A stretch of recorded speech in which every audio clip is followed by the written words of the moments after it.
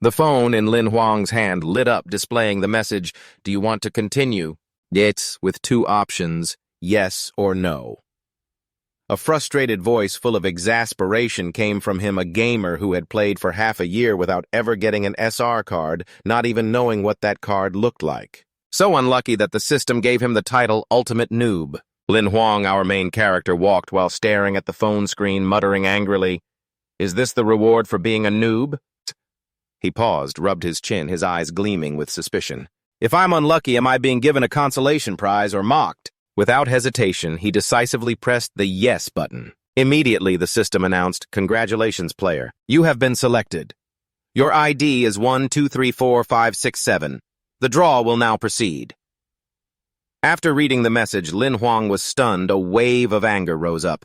He shouted loudly, "Why make people draw now after all this time?" Annoyed, he tapped randomly on the screen, gritting his teeth. "There really is nothing good. I swear I will never play draws again in this life." Suddenly, the phone screen changed color and mysterious cards appeared one by one, sparkling strangely. Lin Huang's eyes widened, his face showing suspicion, muttering, "What is this? Are they changing the interface to mock me or what?" Suddenly, the space around him darkened as if swallowed by darkness. Lin Huang exclaimed in panic, "What is happening?" Just then, the system on the phone spoke coldly. "Golden Finger has been activated. Currently, the system is randomly selecting a player to traverse into the world." At that moment, the three monster phones slipped from Lin Huang's hands, falling heavily to the ground. The screens shattered. From the wreckage, the voice of the system echoed cold yet mysterious. "Player ID 1234567. We wish you a pleasant journey." Lin Huang opened his eyes in astonishment and realized he was standing in a completely unfamiliar world. He suddenly came to his heart racing as he realized the truth. He had crossed into the game. In this world, he transformed into the character Dao Tian Thuong Tian Huit. Relying on the golden finger draw to survive, the system immediately displayed detailed information. Player ID 142857 name. Lin Huang gender. Male age before crossing, 25 years after crossing 18. World crossed Music Academy. A week passed. Lin Huang trudged through the cramped kitchen, drenched in sweat, tears, and mucus mixing on his haggard face. He silently sighed. "It's been a week since I crossed over, and the golden finger hasn't activated at all, and I'm being forced to do menial work. Who would want to cross into this world?" More bitterly, the system didn't even bother to provide a guide for new players. He muttered, "Is there any reason for this?" Suddenly, a new notification appeared on the system, cold as a knife. The crossing fate wheel has been shattered. Lifespan shortened to 10 times that of a normal person. Remaining lifespan 91 days. Lin Huang lowered his head, his face gloomy, trudging down the stairs, silently accepting the harsh reality. Well then, traveling to this place is still better than nothing. After all, I am a reserve hunter in the academy, graduated at the top of my class, and often score high. It's just a pity that the cycle of fate has been broken and life is lacking. He called out, his voice deep, "Hin Hai, come down for dinner." Not hearing a response, Lin Huang boldly pushed the door open and stepped in. Immediately, a piercing scream came from inside. "Hey, why did you come in without knocking, you pervert?" The one who yelled was Hin Yi, the girl living with him in this world, regarded as family. Before he could gather himself, Lin Huang was hit squarely in the forehead by a flying book. Holding his head in pain, he shouted, "Ah, Hin He!" After throwing the book, Hin Hai nearly shouted, "Get out quickly." She is a lively young girl, her eyes sparkling with anger. In front of them, a lavish dining table had already been set. Hin Hai ate while sulking. "I'm not a kid anymore. Please pay attention to your actions." Lin Huang rubbed the sore spot on his forehead, grimacing as he replied, Okay, don't be angry anymore. Hurry up and eat." Just then, the ring on his hand, the Emperor's Heart Realm, suddenly vibrated. In this world, the Emperor's Heart Realm is a device that connects to the Personal Information Storage System. It is the only link between Lin Huang and that mysterious system. Hin Yi suddenly sensed the tremor from the Emperor's Heart Realm, quickly looking up at Lin Huang with a worried voice. "Is something wrong?" And at that moment, the system issued an urgent announcement. A cold, mechanical voice echoed, "At 4:30 p.m. today, a mind void child was detected at coordinates 70.101, to the southwest 310 km away, suspected of monster invasion. Everyone in the area, please pay attention to safety. Do not go far. Do not go out at night. After hearing this, Hin Yi's face turned pale, her eyes filled with fear as she looked at Lin Huang. 70.101 is where we live, right? Seeing her panic, he hurriedly reassured her, his tone gentle yet firm. Yes, don't worry too much. The news has been announced, there will definitely be people catching it soon. Moreover, this place has a defensive shield, it won't be easily breached. Though he said that his heart was in turmoil, the shield is as thin as a rice leaf. This town is tiny with less than 100,000 people. How can it be safe? If a strong monster appears, the shield might be disabled before the hunters arrive. After eating to her fill, Hin Yi stood up and turned to him with a more relaxed expression. I'm full. Now I'm going to my room to do homework. Lin Huang was glued to the computer screen on the table, responding casually. Okay, just leave the chopsticks, I'll clean up later. Hin Yi didn't complain, just gently reminded. You should rest early too, don't stay up late.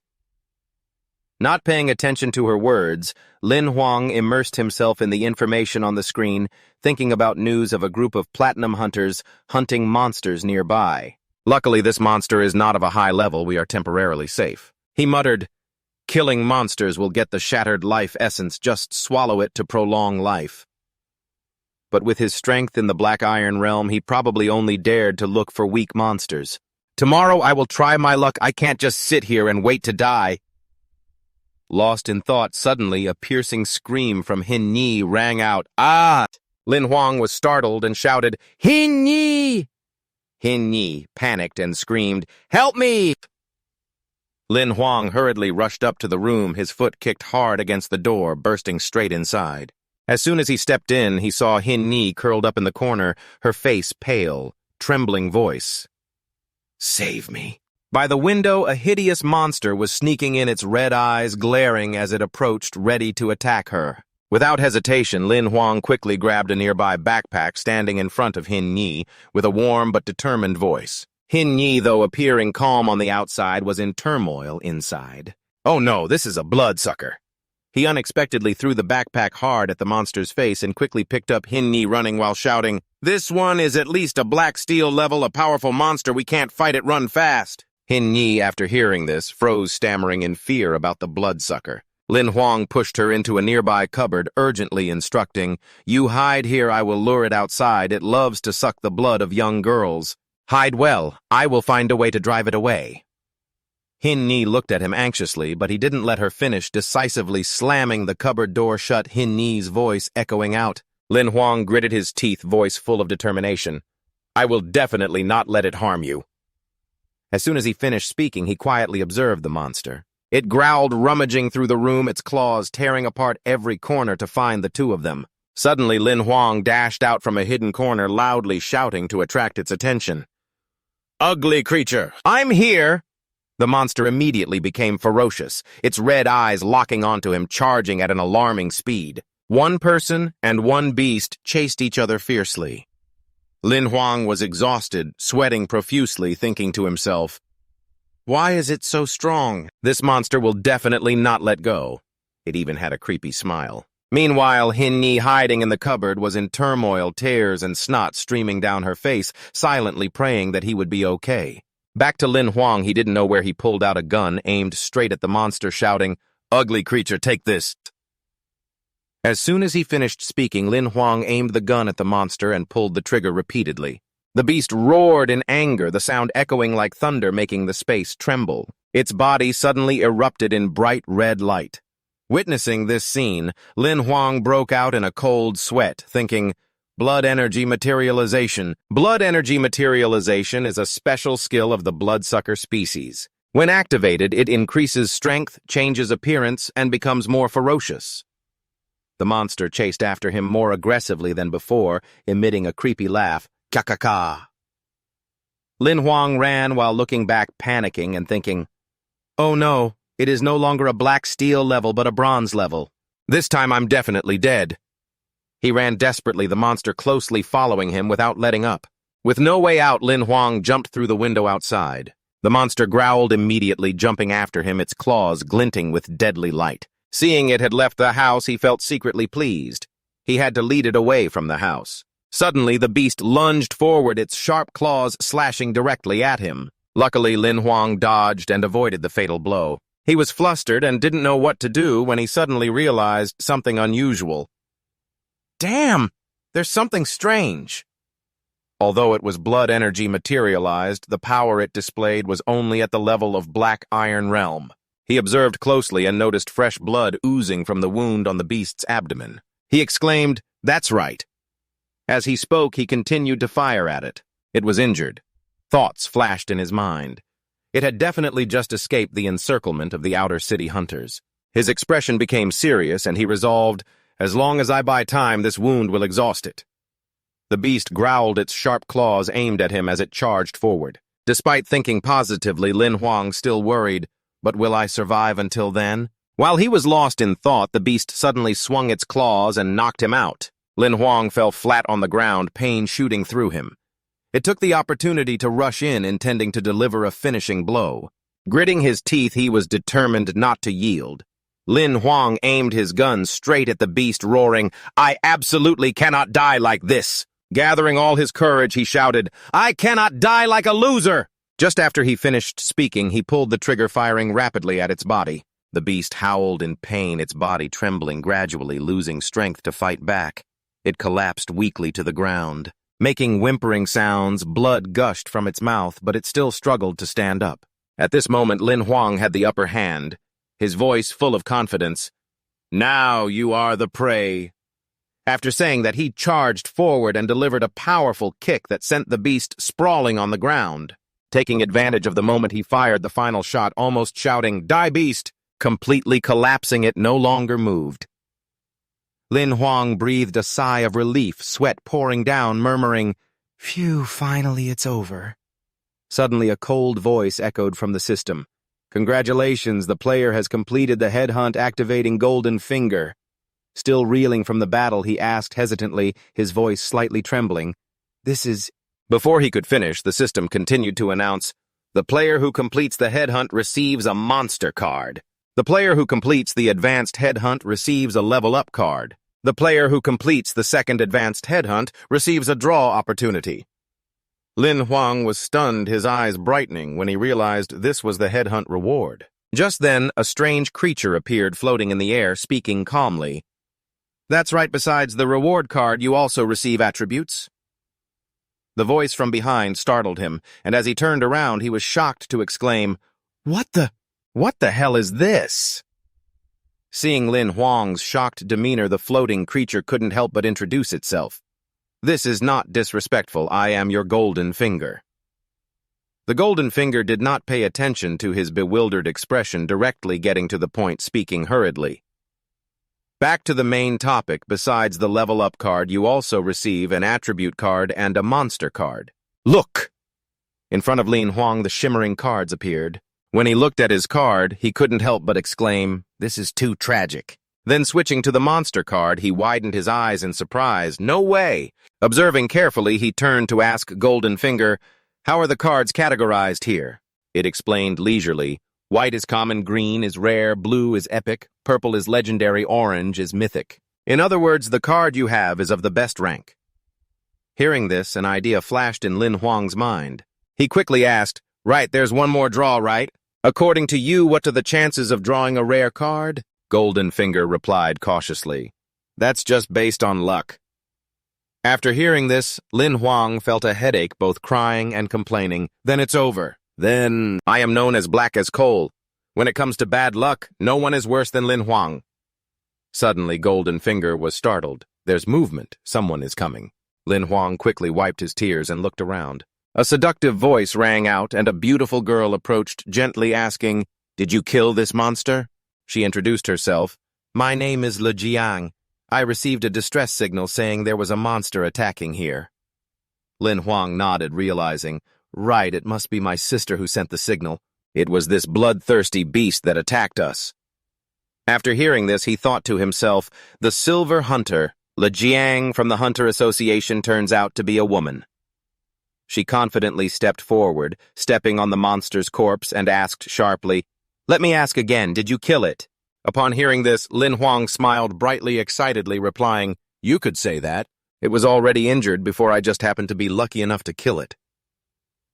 After hearing this, Lejiang looked a bit skeptical, her brows slightly furrowing. Lucky, huh? Doubts arose in her mind. This person hadn't reached the Black Iron Realm, his life was near its end, yet his fate seemed to be extraordinarily strong. She stepped forward, looking straight into his eyes, her voice serious. "Tell me, how did you kill it?"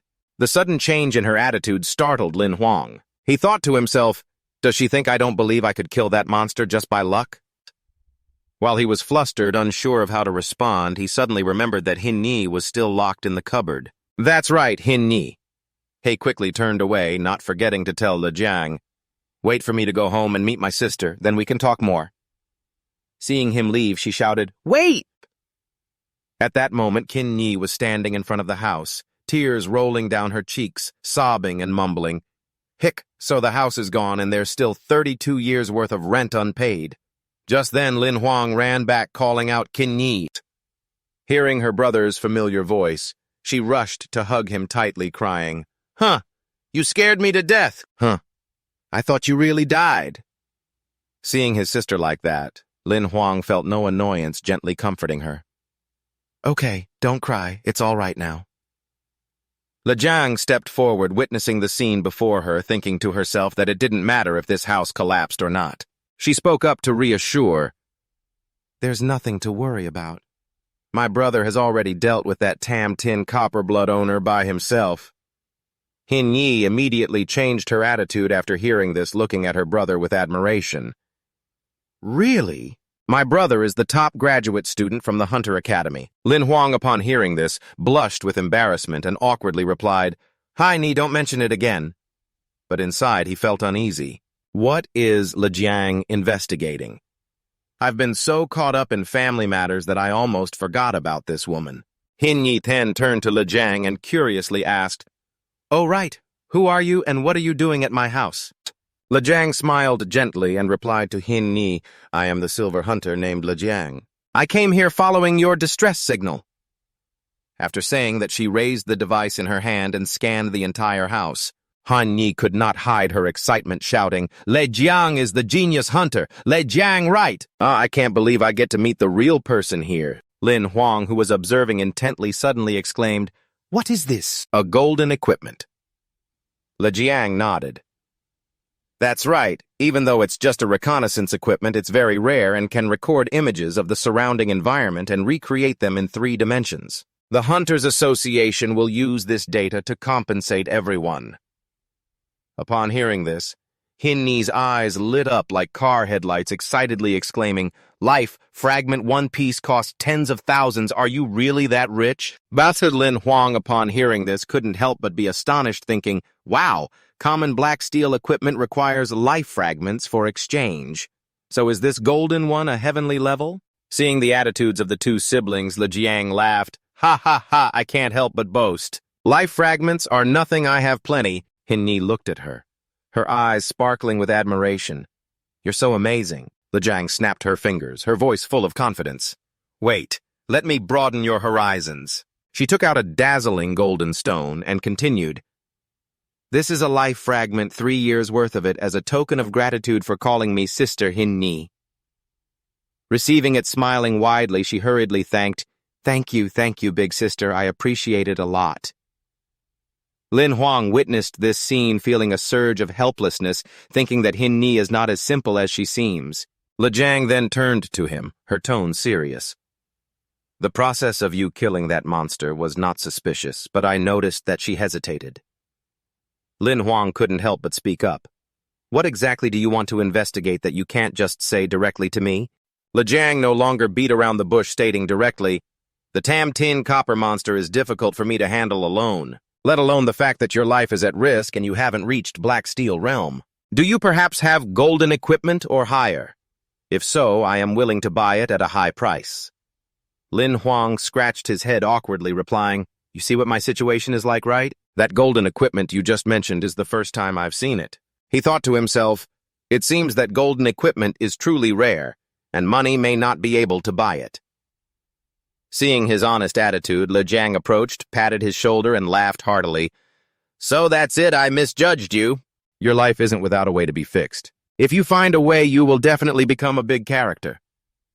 Lin Huang forced a smile, not forgetting to remind, Thank you, but I don't have much time left.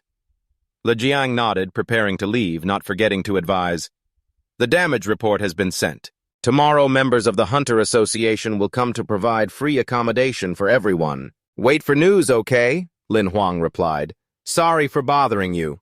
She walked a bit, suddenly turned back to look at the two brothers and said, Don't die so easily. I hope we have the chance to meet again.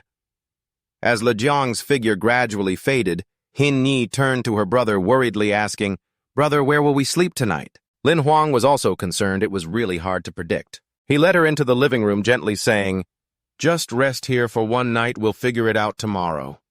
Hin Yi just lay down not long after she started to snore. Lin Huang smiled helplessly, thinking that she really was a child. As soon as she lay down, she fell asleep right away. But Hin Yi wasn't actually asleep. She was lost in thought, all because of her useless brother. Every time she thought about this, she felt pressure. Just then, a gloomy voice echoed beside her. He, a lovely little sister, but your brother is really useless, poor thing. Lin Huang was startled and turned around, wide-eyed, looking at Little Black, seeing the worried look on his face. He leisurely spoke, Don't worry, besides you, no one else can see me. And where did you get this name Little Black from? Lin Huang sighed in relief, feeling lighter. The fact that a golden finger like you appeared here is against the rules of this world. It's best not to let anyone know. He paused for a moment, his voice lowered. But you're right, I have to protect my sister. It's just that I'm too weak.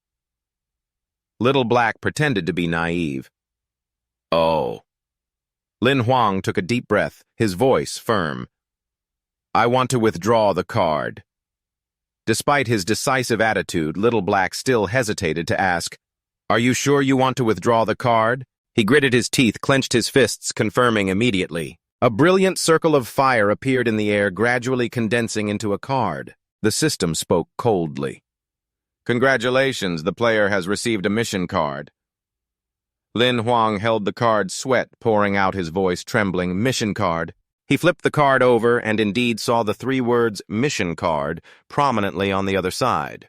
The mission content was clear. Within 1 month, become a reserve hunter. Complete the mission to receive a flawless card. If not completed within the specified time, the golden finger will be eliminated forever. Discontent was evident on Lin Huang's face. He shouted, That's a lie! I've never heard that the golden finger could also be eliminated. Confused, he turned to Little Black. Wait, you have to reach the Black Steel Realm to participate. How can I? Little Black pointed out in a teaching manner. The mission has been announced. For detailed information, please see the back of the card.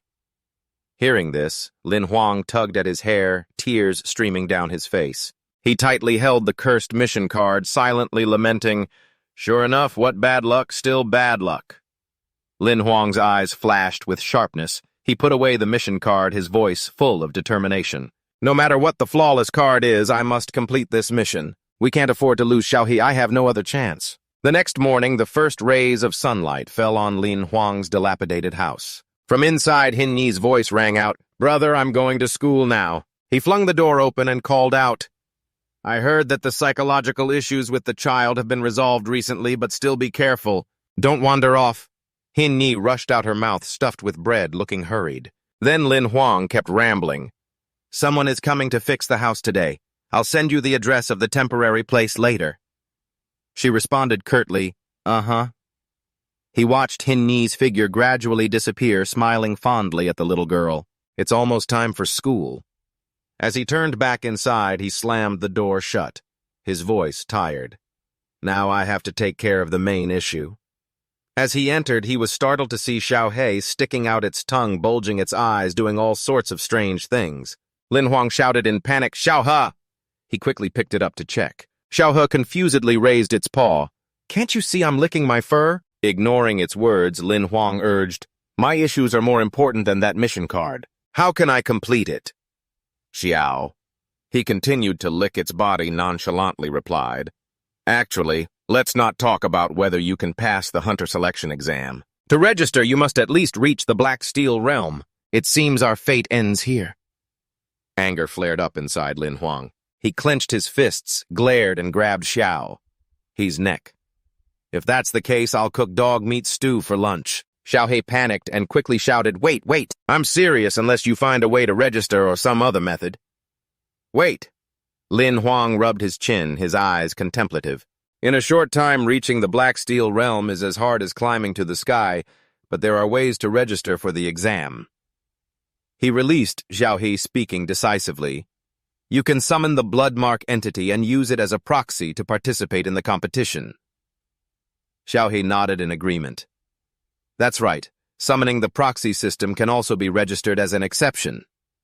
Lin Huang raised his index finger to analyze. The ability of the Black Steel 3-star bloodmark entity is enough to participate, but the weaknesses are also clear. If the opponent uses the defeated human bloodmark entity, they would definitely face disadvantages. Unless hearing this Xiao, he was startled and stepped back. Don't tell me you plan to use the upgrade card. Lin Huang frowned in dissatisfaction. I know using the upgrade card for monsters is a waste, but completing the mission is more important. He turned and asked anxiously, Xiaohei, how do I summon the bloodmark worm? It stammered in response. Just imagine the summoning card, it will appear. Crumple the card to summon the monster. Lin Huang tightly shut his eyes and asked rapidly, The card I summon others can't see it right. Xiaohei crossed its legs, floating in the air, replied, That's right. Except for the summoned monster, the card, or anything else on, you cannot be seen by anyone. Lin Huang breathed a sigh of relief so he didn't have to worry about his golden fingers being exposed. He looked at the card in his hand, which had a picture of a ferocious skull monster that was infuriating. Without hesitation, he crumpled the card. Before Xiaohei's eyes, the fragments from the card immediately flew out, swirling behind him, gradually condensing into the shape of a young man in black. This person stands boldly in the middle of the house, one hand covering their face, surrounded by intense swirling streams of bright red power. Lin Huang spoke up, sounding surprised. This is the blood market, Lord. Xiaohei flew over and asked, You have summoned it already, so do you want to use the upgrade card now? Lin Huang stroked his chin constantly, observing the young man in black in front of him, silently thinking that this disguise looked just like a human. He pointed at that person, turned to Xiaohei with a suspicious look and asked, First, has it upgraded yet? Xiaohei replied, sounding a bit indifferent. The upgrade card can only be used once, are you sure? Lin Huang confidently nodded. Definitely go ahead. Xiaohei lazily took out the upgrade card and said, Upgrade the blood market lord. Immediately, a brilliant light emanated from the card, flying towards and wrapping around the young man. Xiaohei grimaced. Using this card on the blood market is really a waste. Lin Huang covered his eyes with his hand, muttering, Too dazzling. The system announced, Upgrade complete. Witnessing the scene before him, Lin Huang was stunned, covering his mouth. Is it done? The young man, now called Bai, stood in the middle of the brilliant flames, but the fire did not harm him at all. Lin Huang couldn't help but exclaim, This is awesome! He smiled with satisfaction, pointing at Bai's face. Not bad, every character with silver hair is strong. From today on, your name is Bai. After finishing, Bai's body glowed brightly and then transformed back into the card lying snugly in Lin Huang's hand. The card has now changed, featuring a grand image of Bai, clearly stating, Bai rarity, rare type of monster, bloodworm, combat level, black iron, 3 stars, bronze, 3 stars, skills, 1 blood energy, 2, level 2, primary resurrection, primary 3 blood summoning status when opening the battle, ranking evaluation of 4.5. After reading, Lin Huang couldn't help but turn to complain to Xiaohei, These evaluations on the card are so ugly. Lin Huang held the upgraded card, looking confused as he asked Xiaohei, I have a question, why does its combat level have 2 values?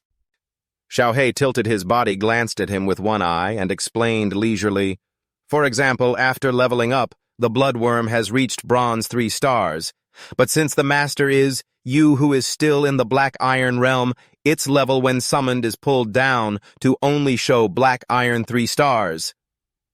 Xiaohei suddenly burst into laughter. The master's realm drags the monster's level down. This is rare. Lin Huang shot him a disapproving look, gritting his teeth. If you talk like that, this friendship won't last long. Xiaohei shrugged and replied nonchalantly, I don't need friends. While Lin Huang was still bickering with Xiaohei, there was a loud knocking at the door outside. Open up, is anyone there? He irritably walked over to turn the doorknob, muttering, coming. As soon as the door opened, two tall men wearing dark glasses with an imposing aura caught his eye. Lin Huang was slightly confused, but still tried to remain calm. What do you want? One man spoke up, frowning and asking, Are you Lin Huang? He nodded. That's me. In his heart, he was suspicious about which gang these members belonged to, whether they were assassins or seeking revenge for the blood market. But the man smiled happily. Mr. Lam, it's an honor to meet you. We received a repair notice from the government alliance here to fix the house for you, Mr. Lin Huang. Sighing with relief, the tension faded. It turned out to be just a house repair. He replied, Oh, all right, nice to meet you. In front, a group of bodyguards and workers appeared looking mysterious yet polite. One of them handed him a shiny gold card regarding the house renovation. If you have any requests, just let us know and we will accommodate. Everything will be completed in 5 days. During this time, we will provide free accommodation for you. Lin Huang politely accepted the shiny gold card, thinking to himself, Is this a permanent residence? I heard this is a high-end area. The bodyguard continued with a smile.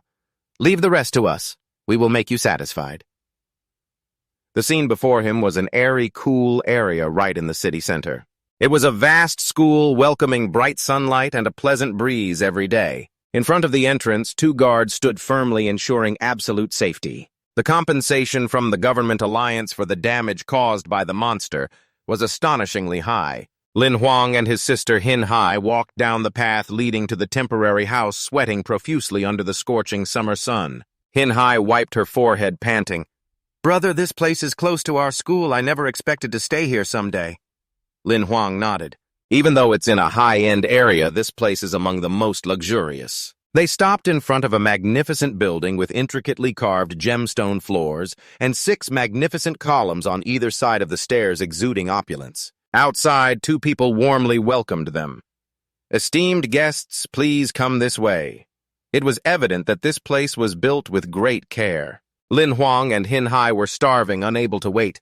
Let's hurry and eat first. After eating, we can come back to rest. Lin Huang paused and asked, Where's the dining area? As soon as she entered the dining room, Hin Hai suddenly lost her appetite. It seemed she was no longer hungry. But then she turned around and saw Lin Huang holding a bright red boiled lobster in one hand and a plate of steaming hot buns in the other, still chewing. He smiled. Don't worry, the food here is included with the free accommodation. Lin Huang and Hin Hai gaped. Really? Are you eating that much?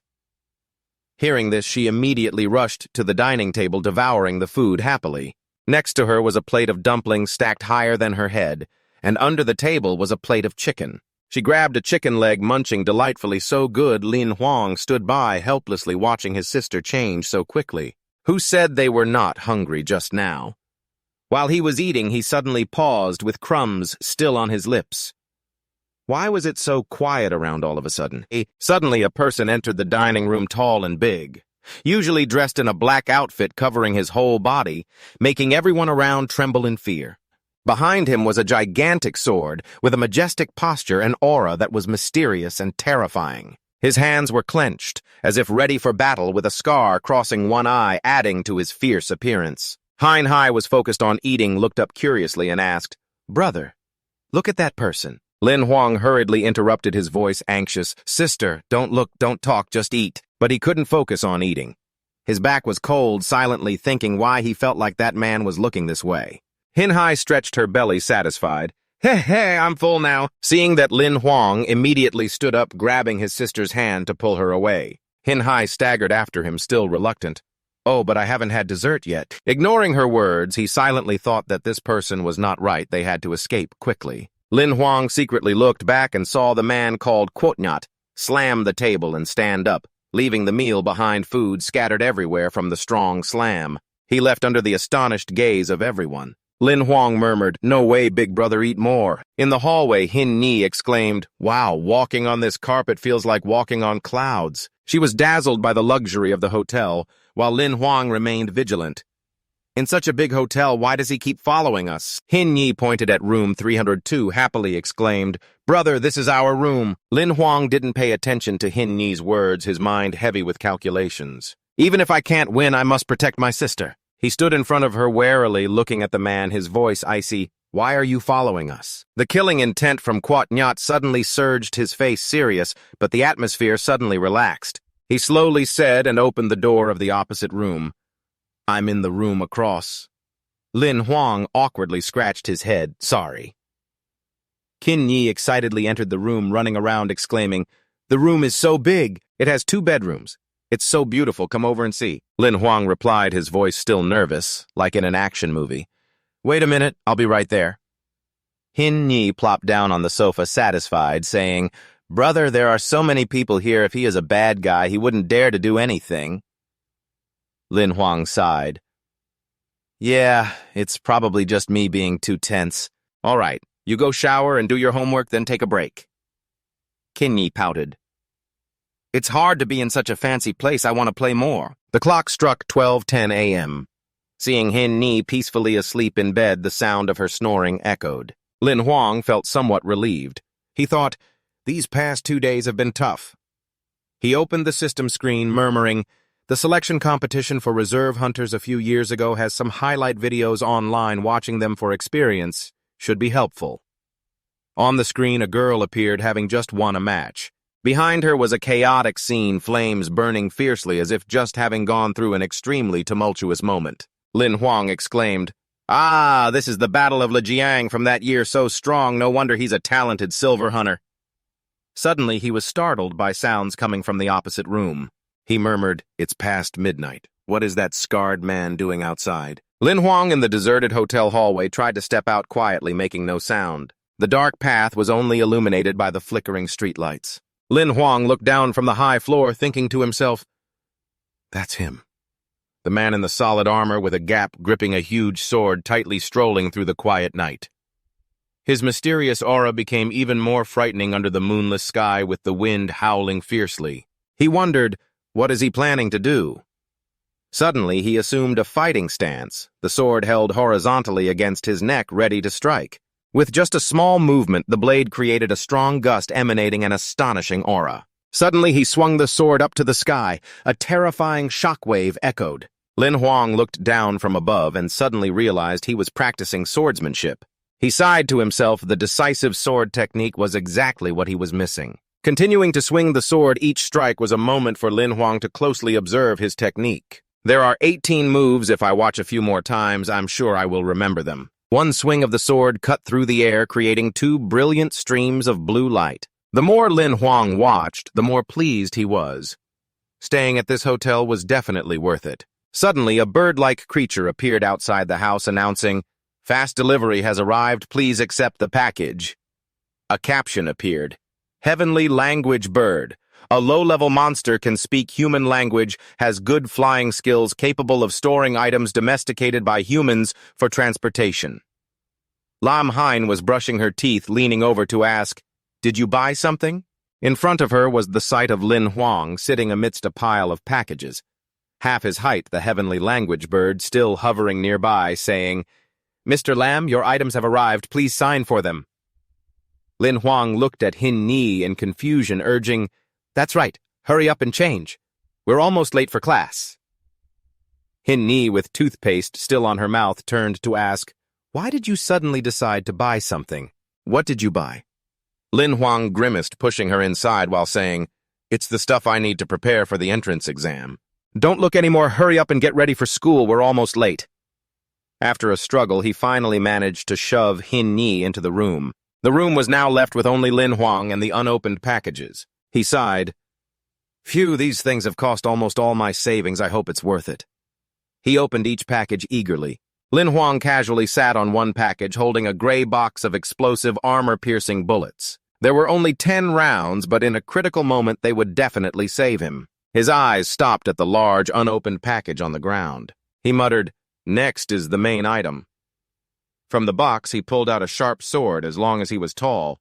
Lin Huang was excited. "The combat sword meets the standards of the Black Adaptation realm. This is the best weapon I've ever bought." Holding the sword, he closed his eyes, feeling its weight. He thought to himself, I clearly remember all 18 moves of the foundation. Let's see how it goes. Without hesitation, Lin Huang swung the sword decisively 3 times, symbolizing 3 moves demonstrating a flourish. The movements were powerful and precise.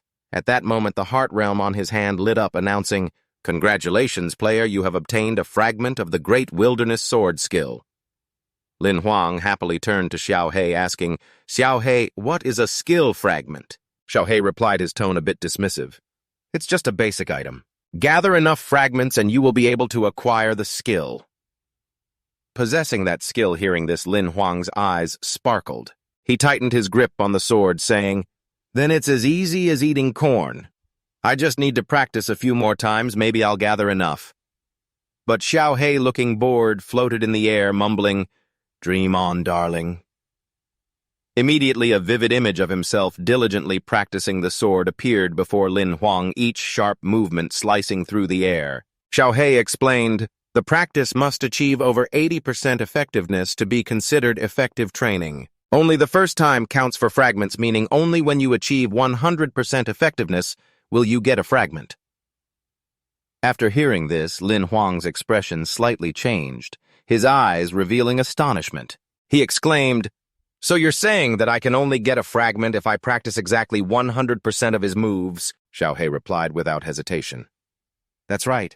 Do you think it's easy to acquire that new skill? Lin Huang tightened the sword in his hand, his eyes burning with determination. His whole being seemed to ignite with momentum like a torch in the night. Then I'll keep practicing, I will definitely gather enough. Xiao He floated beside him, yawning with a lazy expression, mumbling, Yeah, keep it up. I'm going to sleep. 9 hours later, as the sunset descended, painting the sky a fiery red, Lin Huang was exhausted, lying flat on the ground, panting. He had only gathered 20% of the skill fragments, his face flushed, blending with the color of the sky, his body radiating heat, sweat pouring down as if he had just gone through a fierce battle. Just then the door swung open, making a familiar sound. Lam Hin entered, followed by a bald man looking timid. She introduced this person as the hotel owner, Mr. Vu. He wants to greet us. Why are you sleeping on the ground? Even though he was so tired he could barely move, Lin Huang still managed to sit up. The owner's voice was halting but polite. Mr. Vu courteously invited them to sit. Mr. Vu smiled in response. Mr. Lam, welcome to our place. I've been a bit busy lately, so I only came to greet you now. I hope you can forgive me. Lam Hin curiously turned to ask, Brother, what were you busy with today? Nick. At this point, Lin Huang had leaned back in the chair, exhaling as he replied, Nothing. Mr. Vu, seeing his pitiful state, couldn't help but pour a glass of water and push it towards Lin Huang. Young people always have to work hard to make a living, and this is my special calming tea. Here, please have a cup. Lin Huang, though still a bit tired, lifted the teacup, his eyes shining with satisfaction. Thank you, he said. The hotel is not only luxurious, but the service is also excellent. Mr. Vu scratched his shiny, bald head, smiling back humbly. As long as the guests are satisfied, that's already my honor. Don't let you two disturb your rest if you need anything. Just contact me. Lam Hin watched Mr. Vu's figure gradually disappear behind the door, softly saying, Even though he is the owner here, Mr. Vu is really very simple and friendly. Lin Huang took a sip of the tea, nodding in agreement. It's rare to see you so gentle like this. The tea is delicious. The flavor is very good. Lam Hin lifted the suitcase, placed it neatly on the table, and smiled. That's right, Boss Vu said this is a reward from the Hunter Association. I helped you carry it up. Here, looking at the neat suitcase in front of him, Lin Huang couldn't hide his excitement. Killing the copper blood bug. I wonder what good things will I get. As he opened the suitcase, a brilliant blue light immediately flashed, surprising Lin Huang. Modern, huh? I didn't expect it to open with your fingerprint. Lam Hin, sitting beside him, curiously asked, What's inside, brother? What? He carefully took out a gun, his eyes shining brightly as if he had just found a treasure. Black Shadow 33. This is the Black Iron Shadow gun. The latest weapon from the Lejiang company can switch between 2 firing modes, the 6-gun and the sniper. Lin Huang, with a confident smile, lifted the gun and expertly aimed it. It can be said that in the current market, this is the best Black Iron Shadow gun. It might even be better than the copper equipment. Lam Heen leaned against the sofa, resting her chin on her hand, looking at him and marveling at how generous the Hunter Association truly is. But right after that, Lin Huang closed his eyes, his brow slightly furrowed, his voice lowered. Unfortunately, this gun operates using life energy. Only when he achieves the inscription mastery can he use it. In his heart, he silently told himself that it seems that quickly acquiring the Great Emperor's blade skill is the most important thing now. Lam Hin keenly noticed the change in his attitude, her eyes widening in surprise as she asked, "Why did you suddenly say you want to join the Hunter Association? Although you are very powerful, I still feel a bit worried." Lin Huang smiled gently, moved closer, gently, turned her head and reassured her, "Don't worry, I told you I won't abandon you. If I say I can do it, then I will." Lam Heen smiled sweetly, her eyes sparkling. "Yes, I believe you." From outside the apartment, noisy sounds mixed with familiar voices. "Stop talking nonsense quickly, do your homework." She replied in a light but mischievous tone, "Got it, you talk too much." Just as Lam Hin left, Lin Huang immediately gripped the blade tightly, standing proudly in the middle of the room. He thought to himself that Boss Vu's calming tea indeed has a miraculous effect. After resting a bit, he felt full of energy. Then he began to swing the blade, each sharp stroke cutting through the air. A system continuously issued notifications. The electronic voice sounded steadily, "Congratulations to the player for obtaining the fragment of the Great Emperor's Blade skill card 1. Congratulations to the player for obtaining the fragment of the Great Emperor's Blade skill card 1. But the more Lin Huang practiced, the more he felt the difference. Not only that, his focus and proficiency also increased. The speed of training was getting faster and faster. Sweat poured out, soaking his face. His eyes wide open, burning with determination as if he couldn't stop. In the blink of an eye, dawn appeared. The morning sun streamed through the window, shining on the table where yesterday's cup of tea still remained not a drop less. Lam Hin came down from the stairs, surprised to see her brother still diligently swinging the blade all night.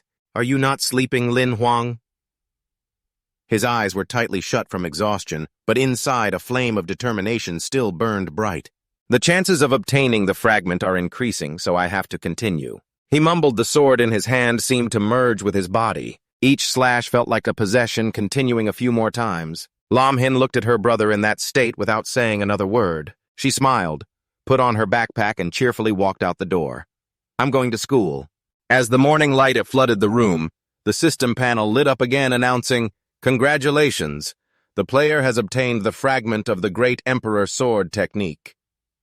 Lin Huang was exhausted at this point, the sword resting on his shoulder, sweat flowing like a river. But his face was radiant, a satisfied smile blooming on his lips. In front of him, a blue panel displayed the text, "The Great Emperor Sword technique has accumulated 300 fragments. It can be fused into the confirmed Great Emperor Sword technique. Fuse it." Lin Huang rested the long sword on his shoulder, his sharp gaze fixed on the floating text from the system device. The prominent notification above stirred his heart. The number of fragments of the Great Emperor Sword technique has reached 300. It can be fused into the confirmed Supreme Great Emperor Sword technique. He observed intently, his voice unable to hide his excitement. "So, the technique also has a drawing skill. Instantly fuse it." The system immediately emitted a loud sound, confirmation notification. Without hesitation, he pressed agree. Confirmed. A brilliant yellow card appeared in his hand. The light from the card reflected on his face, highlighting his sparkling eyes filled with joy. On the card, an image of him holding the sword, standing firm like a mountain, vividly appeared. He exclaimed excitedly, "Got it!" Lin Huang looked down at the dazzling yellow card, his eyes showing a hint of doubt. He flipped the card over and slowly read, "Supreme Great Emperor Sword Technique." His voice echoed in the quiet space as if he were mumbling to himself. The back of the card stated clearly, "Skill card, skill name, Great Emperor Sword, technique, supreme, rarity, rare skill type. Sword skill 1 level, golden skill status usable. Note: this is a special combat skill, no level usage restriction. The power of the skill will change according to the player's level." Rank evaluation. Just then, Xiaohei appeared, legs crossed, eyes half closed, with a tone full of regret. The Great Emperor Sword technique has upper and lower heavens successfully combining will achieve the execution level. Lin Huang, upon hearing this, opened his eyes wide, filled with astonishment and excitement. He exclaimed, "Is the execution level that powerful?" But Xiaohei maintained a lazy demeanor, gesturing regretfully with both hands, replying, "Unfortunately, the lower heaven has been lost for a long time. I don't even know where it is." Lin Huang pondered, his deep gaze flashing with a hint of contemplation. He suddenly remembered the scar-faced man, the one who possessed this valuable skill. Maybe he already knows I've stolen it. Although not spoken, he must have been paying attention to me, so I should thank him and also ask where the lower heaven is. Lin Huang's eyes sparkled with a burning determination. He raised his hand to press the doorbell, the sound echoing, breaking the silence of the space. Standing in front of the wooden door, he patiently waited for the owner of the room. The creaking door opened. Katnat appeared, his sharp gaze fixed on him, speaking, "What is it?" He opened the door wide and stepped outside. Lin Huang hurried forward, bowing respectfully. Before Katnat could understand what was happening, he spoke up. "Thank you. You have taught me swordsmanship for the past 3 days." Katnat stepped inside, gripping the doorknob tightly, his cold gaze sweeping over him. He emphasized, "I did not teach you, you learned on your own. How much you learned, whether a lot or a little, is your own business." Lin Huang still wore a bright smile, his tone completely respectful and full of gratitude. "Anyway, I still have to thank you." Before he could finish his sentence, Katnat coldly slammed the door shut. The sound of the slam was powerful, shaking the whole room. Faced with that indifferent attitude, Lin Huang sighed softly. His face slightly embarrassed, he turned to leave, but in his heart he still did not give up the intention to find out about Ha Thien. "Forget it, I'll wait until after the exam to ask where Ha Thien is," he thought to himself. At that moment, Lum Hien had just come back from school, her backpack still on her shoulder, her face showing a look of surprise. "Oh, is our house repaired? Are we moving back tomorrow?" Lin Huang nodded affirmatively. "That's right. I received the notice this afternoon." Hearing that, Lum Hien sat down on the floor, her eyes showing a hint of disappointment, but reluctant to leave this place. She sighed. "So fast." Lin Huang stepped in front of his sister, noticing her troubled mood. He raised his eyebrows in curiosity and asked, "What's wrong? The food here is delicious and the drinks are even better, right?" The atmosphere around seemed to calm down, only his warm gaze directed at her. He gently rubbed his sister's head, that tender touch carried comfort, as if wanting to convey deep affection. He spoke with determination, but full of warmth.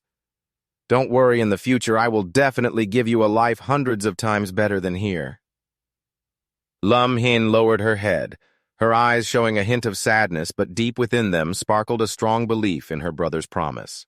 She softly said with sincerity, "I just need you to always be by my side, that's enough."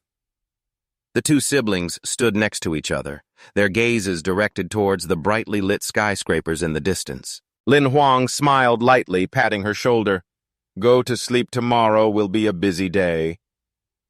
It seemed that starting tomorrow their lives would turn a new page full of changes. In another corner, Gu Yi's mood was filled with contradictions and doubts. He wanted to ask Master Wu, but hesitated for a long time before speaking.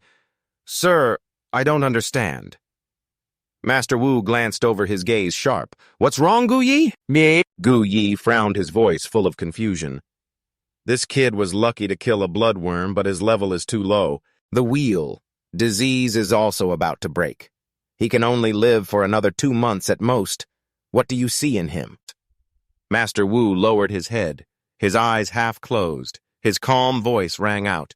"Gu Yi, we have known each other for so long. Have you ever seen me make a mistake in my judgment?"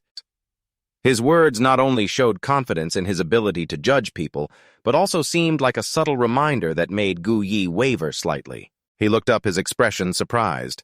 "Of course your identity is very special, originally indifferent to worldly affairs. Why would you bother to teach him sword techniques?" Master Wu took a few steps forward, a deep smile gleaming in his eyes. "Don't worry, I have my own calculations. You have talked to him, right? How do you feel?" Gu Yi pondered, recalling his interactions with Lin Huang. He replied, "Good quality, but not a genius, far inferior to Leila." Master Wu laughed upon hearing this, gently asking, "Is that so? Then let me ask you, how long does it take to train in the Great Wilderness Sword Manual?" The question made Kot not hesitate, realizing something unusual. He frowned, his voice deepening. The Dai Huang Dao King seems easy, but it is very profound. I practice for at least 18 hours a day, a total of 103 days, before I dare to say I've learned it. He clasped his hands behind his back, his gaze distant, as if reminiscing about the hard months of practicing the Dai Huang Dao Kin. Boss Vu smiled mysteriously, slowly saying, You spent 103 days mastering the innate knife skills. How long do you think he needs? Kotnyat pondered for a moment, his eyes showing some doubt, then slowly replied, In my opinion, probably 2 to 3 years. Boss Vu raised 3 fingers, a deep smile gleaming in his eyes. Kotnyat still didn't understand, quickly asking, Do you mean 3 years or more? Boss Vu kept his 3 fingers raised, his tone full of implication. No, he has already learned it. It only took 3 days. Kotnyat was stunned, his eyes wide open, unable to believe what he had just heard. He stammered for a long time before finally saying, How is this possible?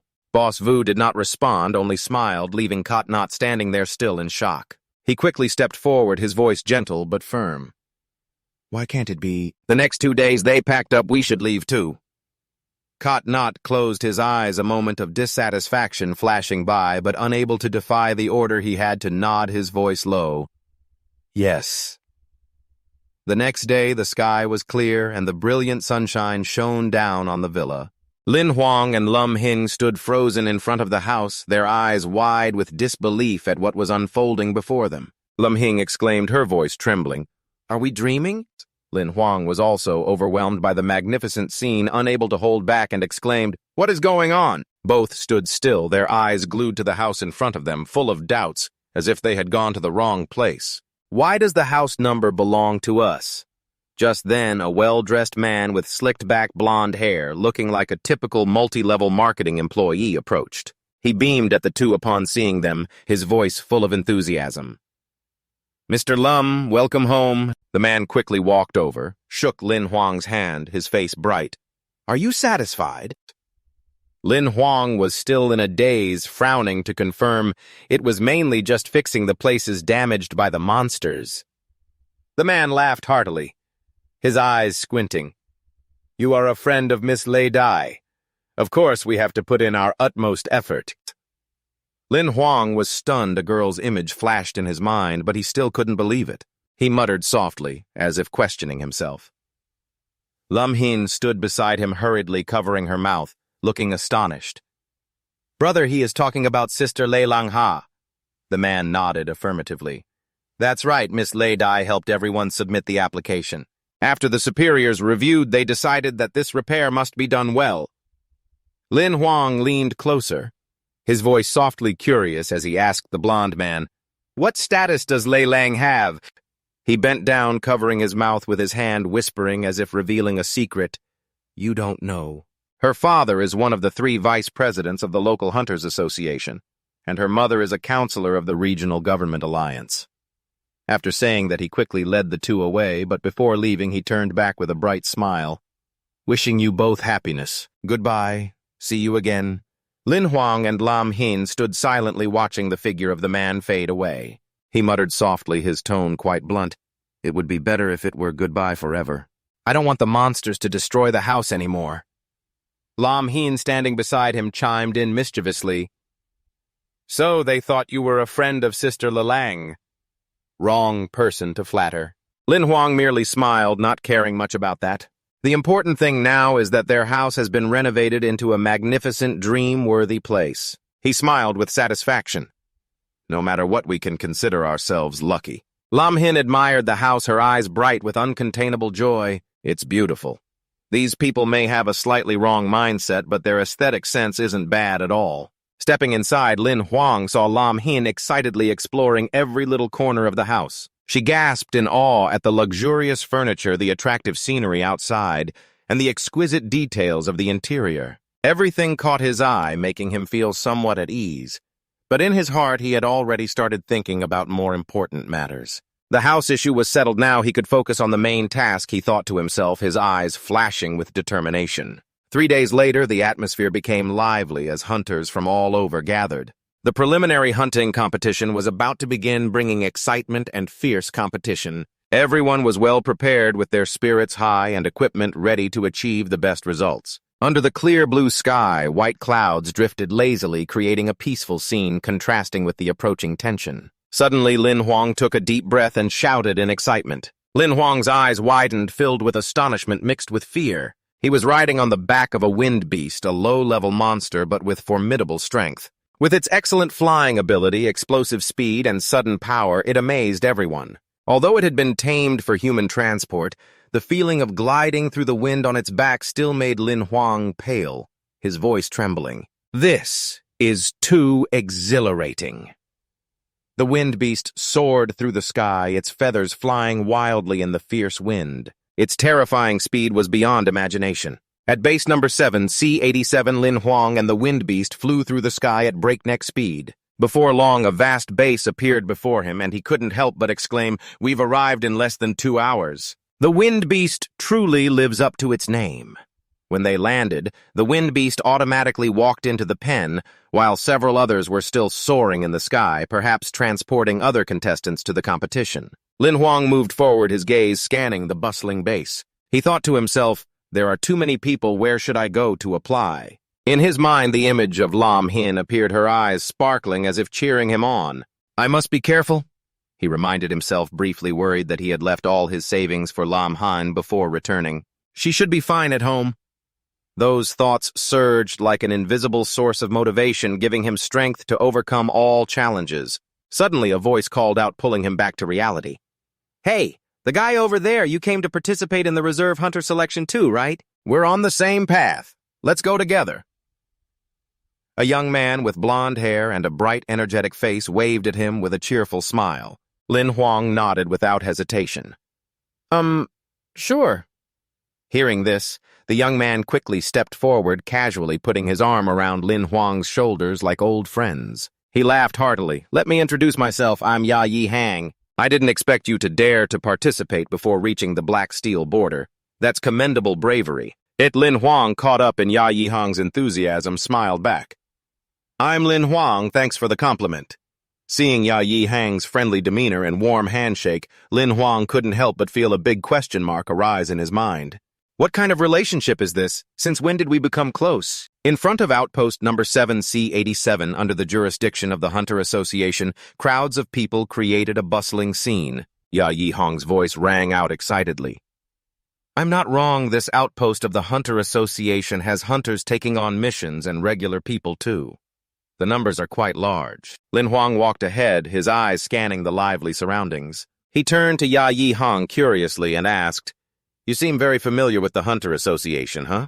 He hummed as he walked, his eyes squinting, with a smile, proudly replying, "Of course. My biggest dream is to become a monster hunter. As long as it's related to the association, it's all in the palm of my hand." Just as he was chatting happily, both were suddenly stopped by a beautiful woman dressed provocatively. She smiled, her voice gentle yet sharp. "Are you two here to participate in the hunter selection? The introduction ceremony is about to start. Follow me." Under her guidance, Lin Huang and Ya Yi Hang stepped into the spacious waiting hall where people were bustling about, both men and women of all shapes, causing Lin Huang to exclaim in surprise, "Are all these people participants in the selection?" Ya Yi Hang beside him also widened his eyes in amazement. "So many people." They found a corner to rest, and Lin Huang sighed, turning to ask Ya Yi Hang, "What is the introduction ceremony?" At this moment, his face no longer had the cheerful expression from before, his eyes showing a hint of fatigue. He explained, "Before the selection, the association will send someone to explain the content of the test and the rules. If nothing else, this year's competition manager must be—" Before he could finish, a clear and powerful voice rang out, overpowering all noise, bringing silence to everyone. A girl with fiery red hair, her tight-fitting outfit accentuating her alluring figure, stepped onto the stage, holding a whip with an overwhelming presence. She raised her voice powerfully and decisively. "I am Wai Da Ngu, the chief examiner of this selection." Wai Da Ngu stood on the podium, exuding an overwhelming aura, and declared loudly, "From now on, the hall is forbidden to enter or exit." Lin Huang and Danyat Hang were stunned, their eyes fixed on the red-haired girl. She continued, her voice as cold as ice. Any contestant who has not arrived is considered to have given up. Her words struck like thunder on a clear day, causing Danyat Hong to exclaim in shock, "It really is her, the demoness Wai Dungu."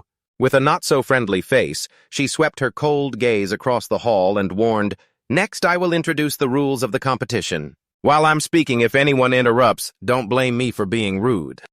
The sound of a whip echoed, demonstrating an inviolable authority. She began to clarify the characteristics and methods of the competition. The location for this exam is the Shik Kim Desert, 330 kilometers from Outpost 7C87. Everyone needs to arrive at Entrance A within 15 days and must cross a total of 1,500 kilometers of desert to reach Outpost 7D21. Idan Gu opened the map on the system and zoomed in to check the specific location. She continued, stating that during this exam, absolutely no food or drinks are allowed, as these can be found in the desert. Lin Huang hurriedly took out a notebook and focused on taking notes. Danyat Hang glanced over and couldn't help but complain, "Isn't it strange that you didn't note the location of the water source, but instead noted the monster's territory?" Lin Huang remained focused on writing, replying, "I'm scared to death. I'll note this down first and try to avoid those places later." Wai Gu zoomed in on the map, pointing to a specific point. The safe path marked on the map must go through a snowy mountain called Than Nu Sun. No one is allowed to use any climbing equipment. If you do not reach Outpost 7D21 within 15 days, it is considered a failure. The hall immediately buzzed, the sound of discussion rising like a breaking wave. Don Et T couldn't hide his astonishment, exclaiming, "That door is a treasure." Lin Huang frowned, his expression doubtful. "A treasure?" Danyat Hang explained, his voice filled with excitement. "That is a high-level equipment regarded as a golden-grade treasure. Only by killing extremely high-level monsters can one have the chance to pick it up. The demoness is indeed not simple." Everyone in the hall turned their gaze to Idan Gu, her presence overshadowing all sounds. She spoke loudly, announcing, "Next, there will be someone coming to check each person's equipment space. You are not allowed to bring equipment higher than the black iron level, and no poison or prohibited substances. Each person will come up to receive a rescue item. When pressed, someone from the association will come to rescue you, but it also means giving up the competition." When Lin Huang stepped up to check, Idan Gu unexpectedly raised her hand to stop him. "Wait a minute." A wave of doubt surged in his heart. He thought to himself, "Is it because I'm just at the black iron level that they want to disqualify me?" Chumso. Idan Gu glanced at him, the corners of her mouth curling up into a half-smile, then scoffed coldly, Lin Huang did not hesitate to respond with a sharp gaze. He frowned, feeling as if her judgmental gaze was piercing through him. So this is being mocked. He wondered, his inner thoughts in turmoil. Idan Gu slightly closed her eyes, clasped her hands behind her back, and waved him off. He tightened the straps of his backpack, beads of sweat dotting his forehead, and walked past her with a reluctant expression. In his heart, he kept questioning himself. "Well, I guess that's it. I won't be able to live much longer, so she probably doesn't want to ask more." As he was lost in thought, Lin Huang suddenly stopped in front of a mysterious space, as if stepping into another dimension. He was stunned, exclaiming, "This is incredible." Danyat Hang, standing beside him, was also sweating, his voice trembling. "This is the power of the spatial treasure. Its rarity can be said to far exceed that of other treasures." Lin Huang was astonished, his eyes sparkling with amazement.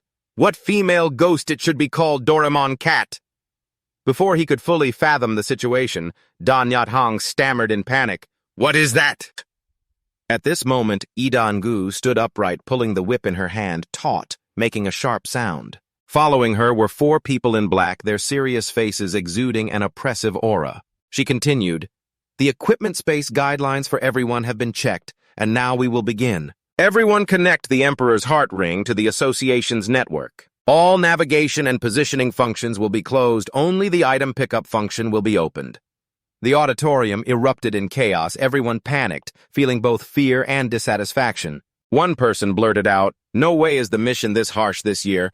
Another person lamented, "It's over. Even navigation is turned off." A person in blue sighed, shaking his head. "This time the number of people passing the exam will surely be very low." A nearby blonde nodded, his eyes flashing with understanding. "Now I understand why encountering the female ghost is not a good omen." Wai Donggu stood on the podium wearing a proud smile, exuding an overpowering strength like a sharp spiritual blade. She coldly declared, "Now I officially announce the competition begins." Immediately, as the command sounded, the auditorium erupted into chaos. The contestants pushed at each other, diving into the race like fierce waves. The resounding cries began, then someone shouted determinedly, "We have to get to the water source quickly! We have to get the water source first." Mixed in are the terrible curses. "Don't push me." A guy in a hat is trying to calm the crowd down. "Don't make a fuss. There will definitely be another chance behind us." At this moment, Lin Huang and Dan Yat-hang are not on the sidelines. Both are running hard, but Dan Yat-hang notices Lin Huang is slower than the crowd, so he turns to him with a worried tone. "Lin Huang, I'll go ahead to scout the way. Take care." Lin Huang nods, breathing heavily.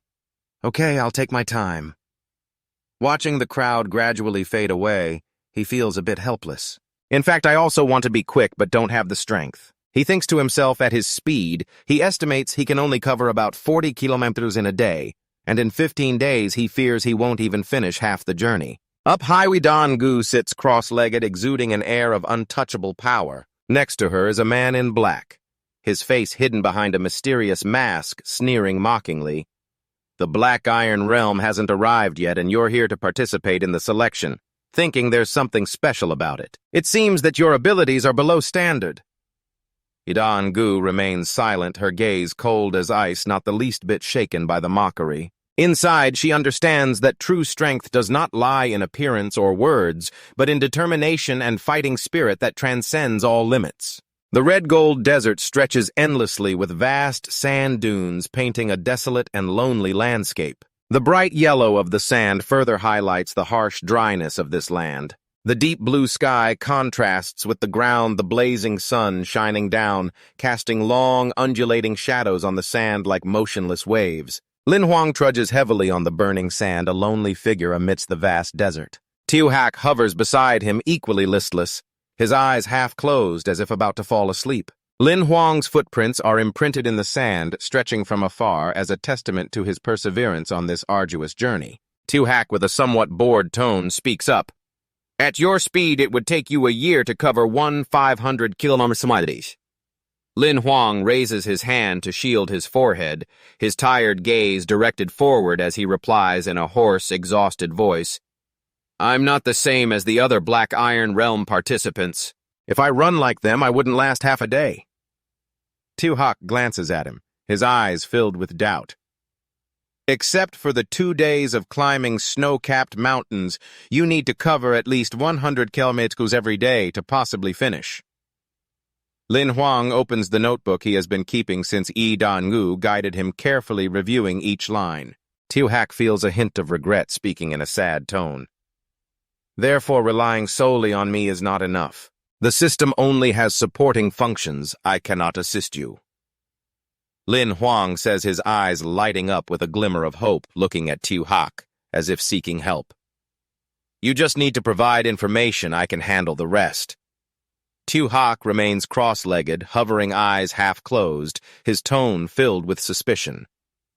"What do you want to do?" Lin Huang closes the notebook, takes a deep breath, his eyes burning with determination. He said, his voice firm, "Little Black, get the information of the Shadow Tribe in the Crimson Desert." The system screen immediately displayed information about the Shadow Tribe. The black steel monster is over 5 meters tall, has great strength, thick blood, lives in groups in the Crimson Desert, has low intelligence, and is aggressive. Little Black was utterly surprised, unable to hold back his question. "Why do you want to find information on the Shadow Tribe when you are on a safe path?" Lin Huang did not hide at all, his eyes sparkling as he revealed his bold plan. I want to collect enough fragments to make a monster summoning card. Being in a group is a merger. Moreover, what could be better than using monsters here as mounts?" Little Black listened, his face turning pale, almost jumping up, his voice filled with horror. "Are you crazy? How can you deal with an entire tribe by yourself?" Lin Huang smiled confidently, his eyes flashing with self-satisfaction. He replied, "Who said I'm alone?" Night fell over the Crimson Desert, where the Shadow Tribe had set up camp tents, scattered on the sand, the campfire flickering, casting shadowy, ghostly shapes. A monster warning sign was planted right at the entrance as a reminder of the lurking dangers. Inside one tent, a two-headed snake monster sat there. One head was sleeping, snoring loudly, while the other with a single eye kept watch continuously, letting out eerie, savage laughs that chilled the air. Suddenly a stone flew and hit the monster right on the forehead, its single eye wide open, scanning all around. It snorted coldly, its voice threatening. Before it could understand what was happening, it spotted a dark shadow waving and moving quickly towards the group of monsters. The two-headed snake growled, one hand gripping a huge stick, the other clenched into a fist, making chilling sounds. Suddenly it threw a powerful stick towards the shadow. Lin Huang, with his agile body, dodged the blow, grimacing at the foul smell coming from the monster, exclaiming, "Why is it so stinky up close?" He quickly rushed towards the sand dune, running while taunting, "Come here if you want to eat fresh human flesh, follow me." The shadow blood rushing to its brain had a fierce face chasing with terrifying speed. Its giant form kicked up sand and dust, raising its stick, intending to strike Lin Huang while he was distracted, its mouth roaring a deafening scream. Lin Huang was not scared at all, his face still radiating a confident smile. The shadow monster seemed to be facing a terrifying threat, its eyes wide open, looking bewildered. A flash of light appeared sharp as a knife cutting across its neck. The monster froze and then collapsed, its two heads rolling in the sand. A figure lightly landed on the desert ground where the monster's blood was still spreading red. The one who acted was Bai, with cold eyes, furrowed brows, and a powerful golden flame blazing behind him. Lin Huang rushed to Bai, giving a thumbs up, his voice full of excitement. "Awesome! Awesome! Awesome! Awesome! Bai, I knew you would make it." Little Black hovered beside, astonished at him not understanding where he found the confidence to face the entire Shadow Tribe alone. Then he suddenly realized the reason behind that madness. The Black Steel Tribe was at level 3. With abilities nearly equal to those of the Bronze Tribe, he could easily defeat the level 1 Black Steel monsters, Xiaohei thought. Lin Huang patted Bai on the shoulder, smiling. "When you said you weren't alone, you meant summoning Bai." He couldn't stop praising this strength. "I think you don't need to lure the enemy directly. You can just go and slash them." Bai just glanced at him, her expression cold and indifferent. Suddenly, the system screen lit up, displaying the latest notification that the Fate Light had been achieved. Lin Huang exclaimed in surprise, "Oh, brother!" A series of brilliant lights radiated from the Fate Wheel, illuminating the entire space like stars in the desert night. He stared at his two hands, unable to believe his eyes, his voice trembling. "My Fate Wheel is lit up. What is happening?" Xiaohei suddenly remembered something and quickly explained, "Oh, I forgot to mention. The summoned monster of the Fate Wheel will resemble its master. The monster kills. Monster. The Fate Light received will be shared 50% with the master's Fate Wheel. Bai's Fate Wheel is also full now, so the Fate Light it receives will pass to you." Lin Huang's eyes shone brightly, as if ignited by a passionate flame. Good news fell from the sky. He thought about the feeling of energy surging in his body. He exclaimed, "Initially, my Fate Wheel had 3 slots. Now it jumped to 28, so I won't die anymore. There's still hope to ascend to the level of Black Steel." Xiaohei couldn't help but laugh at Lin Huang's excited expression. Meanwhile, Bai maintained her cold expression, as if indifferent to the affairs of the world. Lin Huang tightly gripped the sword. His eyes burned with determination as he shouted, "Let's go! Let's go!" In front of them stood 2 snake monsters. Their faces were dull with a confused expression. Their mouths emitted meaningless sounds, They hadn't reacted yet. A beam of light from Bai swiftly slashed one monster. The monster growled, clenching its fist and struggling, but couldn't escape the sharp blade. Its eyes bulged with ferocity. The other one stood stupidly watching its companion being taken down. It even carelessly cried out. Taking advantage of the restrained monster, Lin Huang swung his sword. A green light flashed as the blade touched its head. The monster's eyes bulged, its tongue hanging out red, and it collapsed. He shouted loudly, excitedly, "Taste the power of my wild blade technique." On the other side, Bai coldly beheaded the remaining monster. Seeing his companions being eliminated, the other sand monsters screamed in a deafening roar echoing across the desert. A group of monsters, both male and female, approached. The mouth emitted terrifying sounds, kit. Just then the system issued a notification. Has obtained the monster fragment card. Lin Huang looked at the increasingly numerous monsters with fierce momentum, but his mood flared up with excitement, thanks to the fate he just received. He tightened his grip on the sword. His eyes burned with determination, having obtained the monster fragment card. Several monsters were engulfed by the blazing golden flames of Bai, baring their teeth and claws lunging towards him. The system resounded again. Lin Huang obtained the monster fragment card.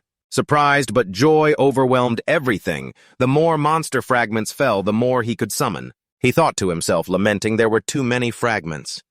Each time a fragment appeared, a monster had to fall. He quickly gathered all the monster cards of the little black floating beside him. Notification after 152, Fate Cells activated Fate Light, activating the purple Fate Cell, activating all will level up. Hearing the good news, Lin Huang felt a surge of enthusiasm. His eyes brightened, filled with excitement, activating. Lin Huang thought to himself, his heart beating wildly. Activating the purple cell costs 15 Fate Light. Never dared to dream of it before, but now the opportunity to level up was right in front of him. One hand holding a gun, the other carrying a sword on his shoulder, he commanded decisively, "Bye-bye, kill them all." Lin Huang from afar, a fierce roar echoed, causing Lin Huang to flinch slightly in fear. He turned to Little Black, his voice doubtful. "Little Black, what is that?" Little Black floated beside him, his eyes worried. "I see you are in trouble." Bai still maintained a cold demeanor, directing his sharp gaze towards the roar in the desert. Other contestants were gathering around the campfire, terrified by the deafening sound. They whispered among themselves. One person spoke up. "This is the call of Shadow. It seems to have gone mad." Another worriedly said, "How can we hear that? I'm afraid there are savage bronze monsters." Standing up, looking into the distance, muttering, "Dare to attack Shadow's base. At night it can only be a pack of giant wolves. Tonight promises to be a bloody battle on this desert." In his heart, he secretly hoped Lin Huang, hoping he was a little further away from that place. Over there, Lin Huang suddenly sneezed, causing a silly snake nearby to stand there dumbfounded as if a question mark appeared in its mind. Suddenly, a giant hand pierced through the fine sand, sharp claws glinting under the moonlight, accompanied by a roar shaking the desert. Lin Huang's face turned pale, sweat pouring out, his eyes clearly showing fear. Little Black was also panicking, his voice trembling. "Kill the small one, summon the big one, you pray." Bai, although his expression darkened, still maintained a silent demeanor, his eyes cold as ice. In front of them, a bronze monster chief stood tall, over 10 miller high, holding a gigantic staff, advancing with an overwhelming momentum. Its 3 heads swept around, their white eyes and jagged fangs highlighting its ferocity. Lin Huang exclaimed in horror, "Is this a demon? At 10 meters tall, why doesn't it back down?" Lin Huang and Bai combined their attacks, each launching a different technique. The light of the swords and golden flames intertwined as they charged straight at the giant monster. Bai leaped into the air, the golden flames blazing fiercely behind him, suppressing the Shadow Chief, creating an opportunity for Lin Huang. He tightened his grip on the gun, firing dazzling beams of light, but this bronze monster was much stronger than the previous ones. Lin Huang gritted his teeth, looking up at the monster, sweat pouring down his face, and exclaimed in shock, "This guy has tough skin." The wolf-headed chief swung its arm, delivering a terrifying blow that sent dust flying everywhere. Lin Huang squinted at the target, the worst-case scenario flashing in his mind. This monster has high attack power and thick blood. If it continues like this, we are finished. He observed its 3 heads roaring, "Big brother, help." A thought flashed, "Aim for the weak spot attack, quickly take it down." Lin Huang stood as bait, luring the monster towards him. Its gigantic punch came down, disorienting him, but he managed to dodge to the side. The monster roared, "Ugh, ugh, ugh!" Lin Huang quickly ran to the side, shooting sparks from his gun, urgently urging Bai to attack from behind. When the Shadow Chief spread its huge hand to block the beam of light, it suddenly realized something was off. Its eyes widened. It could only exclaim, "Ugh!" when Bai suddenly appeared behind the monster, causing it to panic. However, this chief was quicker than its kin, immediately turning to swing its hand to grab Bai. Fortunately, Bai dodged just in time as the monster prepared to continue its attack. Lin Huang shouted loudly to grab attention, "Bai, take it down!" The monster charged towards him like a fierce wind, leaving Bai behind. The roar shook the space. Roar, roar, roar. Bai stood frozen, a bit confused. Lin Huang gritted his teeth, his eyes determined, shouting as he ambushed the Shadow Chief. Opening its big mouth, it revealed its red tongues and sharp fangs. The middle head, with its pale white hair, increased its terrifying appearance. Its growl echoed endlessly as it charged at Lin Huang with all its might. He smiled slyly, his eyes gleaming with triumph. "You fell for it." Lin Huang swiftly reloaded his movements, precise as if he had practiced 1,000 times. He aimed the gun straight at the Shadow Chief, his eyes arrogant. "It's over for you." 3 shots rang out in quick succession, each bullet hitting its mark. The space suddenly turned a bright red like blood. The Shadow Chief was bewildered by what was happening, collapsing onto the fine sand, fresh blood pouring from its mouth. A white smoke emanated from the giant body, signaling its end. Lin Huang had used black steel explosive bullets, a weapon strong enough to take down the bronze monster. Bai stood there, his gaze cold, slightly surprised. Xiaohei was cheering excitedly. "Nice job, Tai Ding." Lin Huang, despite struggling to walk from exhaustion, still approached Xiaohei, half-jokingly scolding, "Ding, your head is in danger now. You are the fastest runner." After that, Xiaohei smiled back in delight. "I can't help. I can only retreat with all my strength." Just then, the system screen lit up, displaying a new notification: received 1 complete monster card. You have completed the extermination of a higher-level monster and received an advanced card as a reward. A beam of light flashed in Lin Huang's palm, revealing a new gun. His face beamed with joy, extremely excited. "Is it really complete? I never expected to have this day. It's a pity it's not Bai attacking. Otherwise, he would have an additional life." A card appeared in his hand depicting a chief's diagram, rarity level type of monster, giant branch level, black iron 3. Skill details: primary strength, primary white steel, primary ice steel. The summoning ability has been unlocked. He glanced over the information and exclaimed in surprise, "Though the power isn't as strong as Bai's with this rarity, the enhanced passive skills are really incredible." Turning to Xiaohei, he declared, "I have drawn Bai's blood energy skill. This time I want the white steel skill." Upon hearing this, Xiaohei burst into mocking laughter. "That's right, high attack means thick blood is needed. Otherwise, this creature of yours is worthless." Gripping the card tightly in his hand, he shot a cold glance at Xiaohei as if to say that if this guy was rude, he was ready to teach him a lesson. The sparkling rays emanating from the card made him ponder deeply. Before wiping out the Shadow Tribe, he had gathered enough common shadow fragments, including the 3 existing monsters. He slightly curled his lips, satisfied with the result. The card suddenly shook, activating the skill lottery mechanism. A notification appeared: acquired the super-level white steel skill. Xiaohei crossed his arms, his face showing boredom as he muttered, "No matter how many monster cards there are, you can only summon 1 at a time now. Wait until you get stronger to continue." He didn't respond, just quietly placed his hand on his chest. A beam of green light flashed, sucking Bai's body into the card. He sighed softly, his voice heavy with regret. "Bai, you've worked hard, rest now." Just as Bai disappeared, a tall, imposing figure appeared. It was a powerful serpent with a strong build, sporting a long, sharp horn on its head. 2 fangs peeked from the corners of its mouth, and he couldn't help but exclaim, "Wow, so powerful! I will call you Bao Jun from now on." Xiaohei, on the other hand, seemed unimpressed, whispering scornfully, "You really are useless." From now on, accompanying him on the journey ahead will be Sado Baoquan, a mighty black iron 3-star warrior. Xiaohei asked, curiously, with a hint of doubt. "According to plan, you're going to use Baoquan as a mount to get out of the desert, right?" He raised his hand to wipe his forehead, his eyes gazing into the distant horizon, shaking his head slightly. "Using a rare-level monster as a mount is too wasteful. I have another way." He raised 2 cards in his hand and shouted loudly, "Bao Jun, come back! Bai and I wiped out the Shadow Tribe just for this." In the blink of an eye, he activated and fused the 2 cards, which glowed and combined to create a common-level shadow card of level 11. A chubby short shadow appeared with a blank expression that showed no sign of intelligence. Looking at the newly formed monster, he nodded, feeling relieved. Using a common shadow as a mount makes sense. Bao Jun and Bai are assassins that can't be taken out casually. Xiaohei looked at him, his eyes shining with a mix of admiration and teasing. "No wonder you come from a poor background. You calculate everything carefully." Xiaohei said this in a tone that was half joking and half serious, making it hard to tell whether he was praising his keen calculations or mocking his humble origins. This is a common shadow despite its clumsy appearance. It carefully lifted him onto its shoulder as if afraid he would fall. One of its hands supported his back, while the other held his legs tightly with a silly face adorned with a bright yellow flower on its head, looking both foolish and adorable. Compared to the majestic aura of the Shadow Baojun, it was indeed on a completely different level.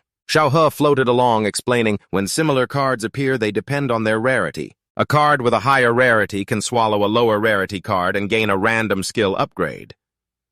He glanced at Xiao He, his eyes sparkling with curiosity. So, if Baojun swallows this card, will it receive a random skill upgrade? Xiao He nodded in confirmation. That's right. Sitting casually on the Shadow's shoulder, Putong replied to Xiao He, "Don't rush. I'll keep this one to stand guard at night, hunt to complete the mission, then give it to Baojun later." Xiao He looked at him, his eyes showing a hint of doubt mixed with surprise. "You can think that thoroughly. But even though it looks slow, the common shadow is as fast as the wind. In the blink of an eye, it had carried him off at high speed, leaving behind a trail of thick white smoke. He sat cross-legged on its shoulder, shielding his forehead with his hand, gazing into the distant horizon, exclaiming, "If it weren't for the shadow, I would have only made it this far."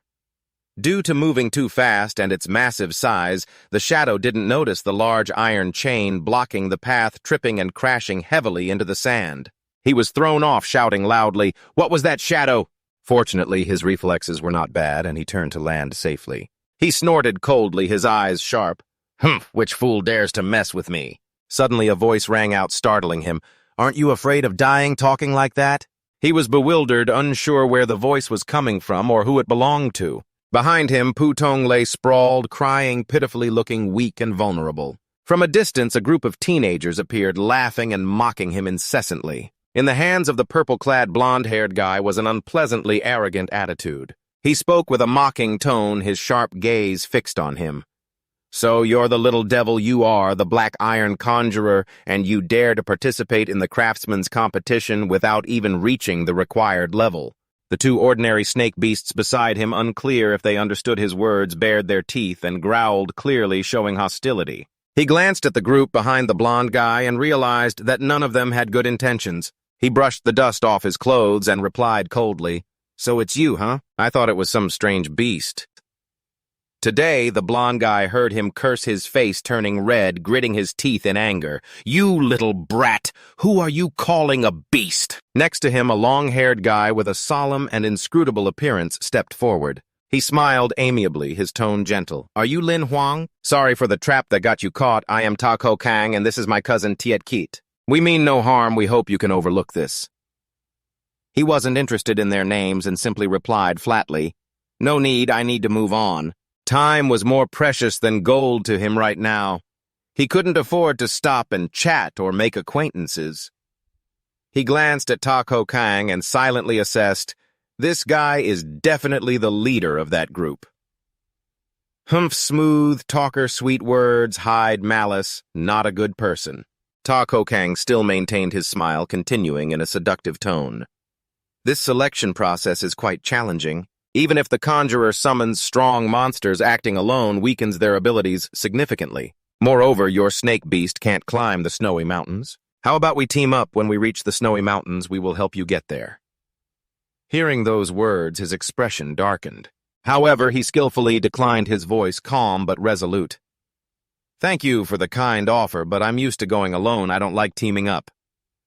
Deep down, he thought, suddenly being nice, there must be some ulterior motive.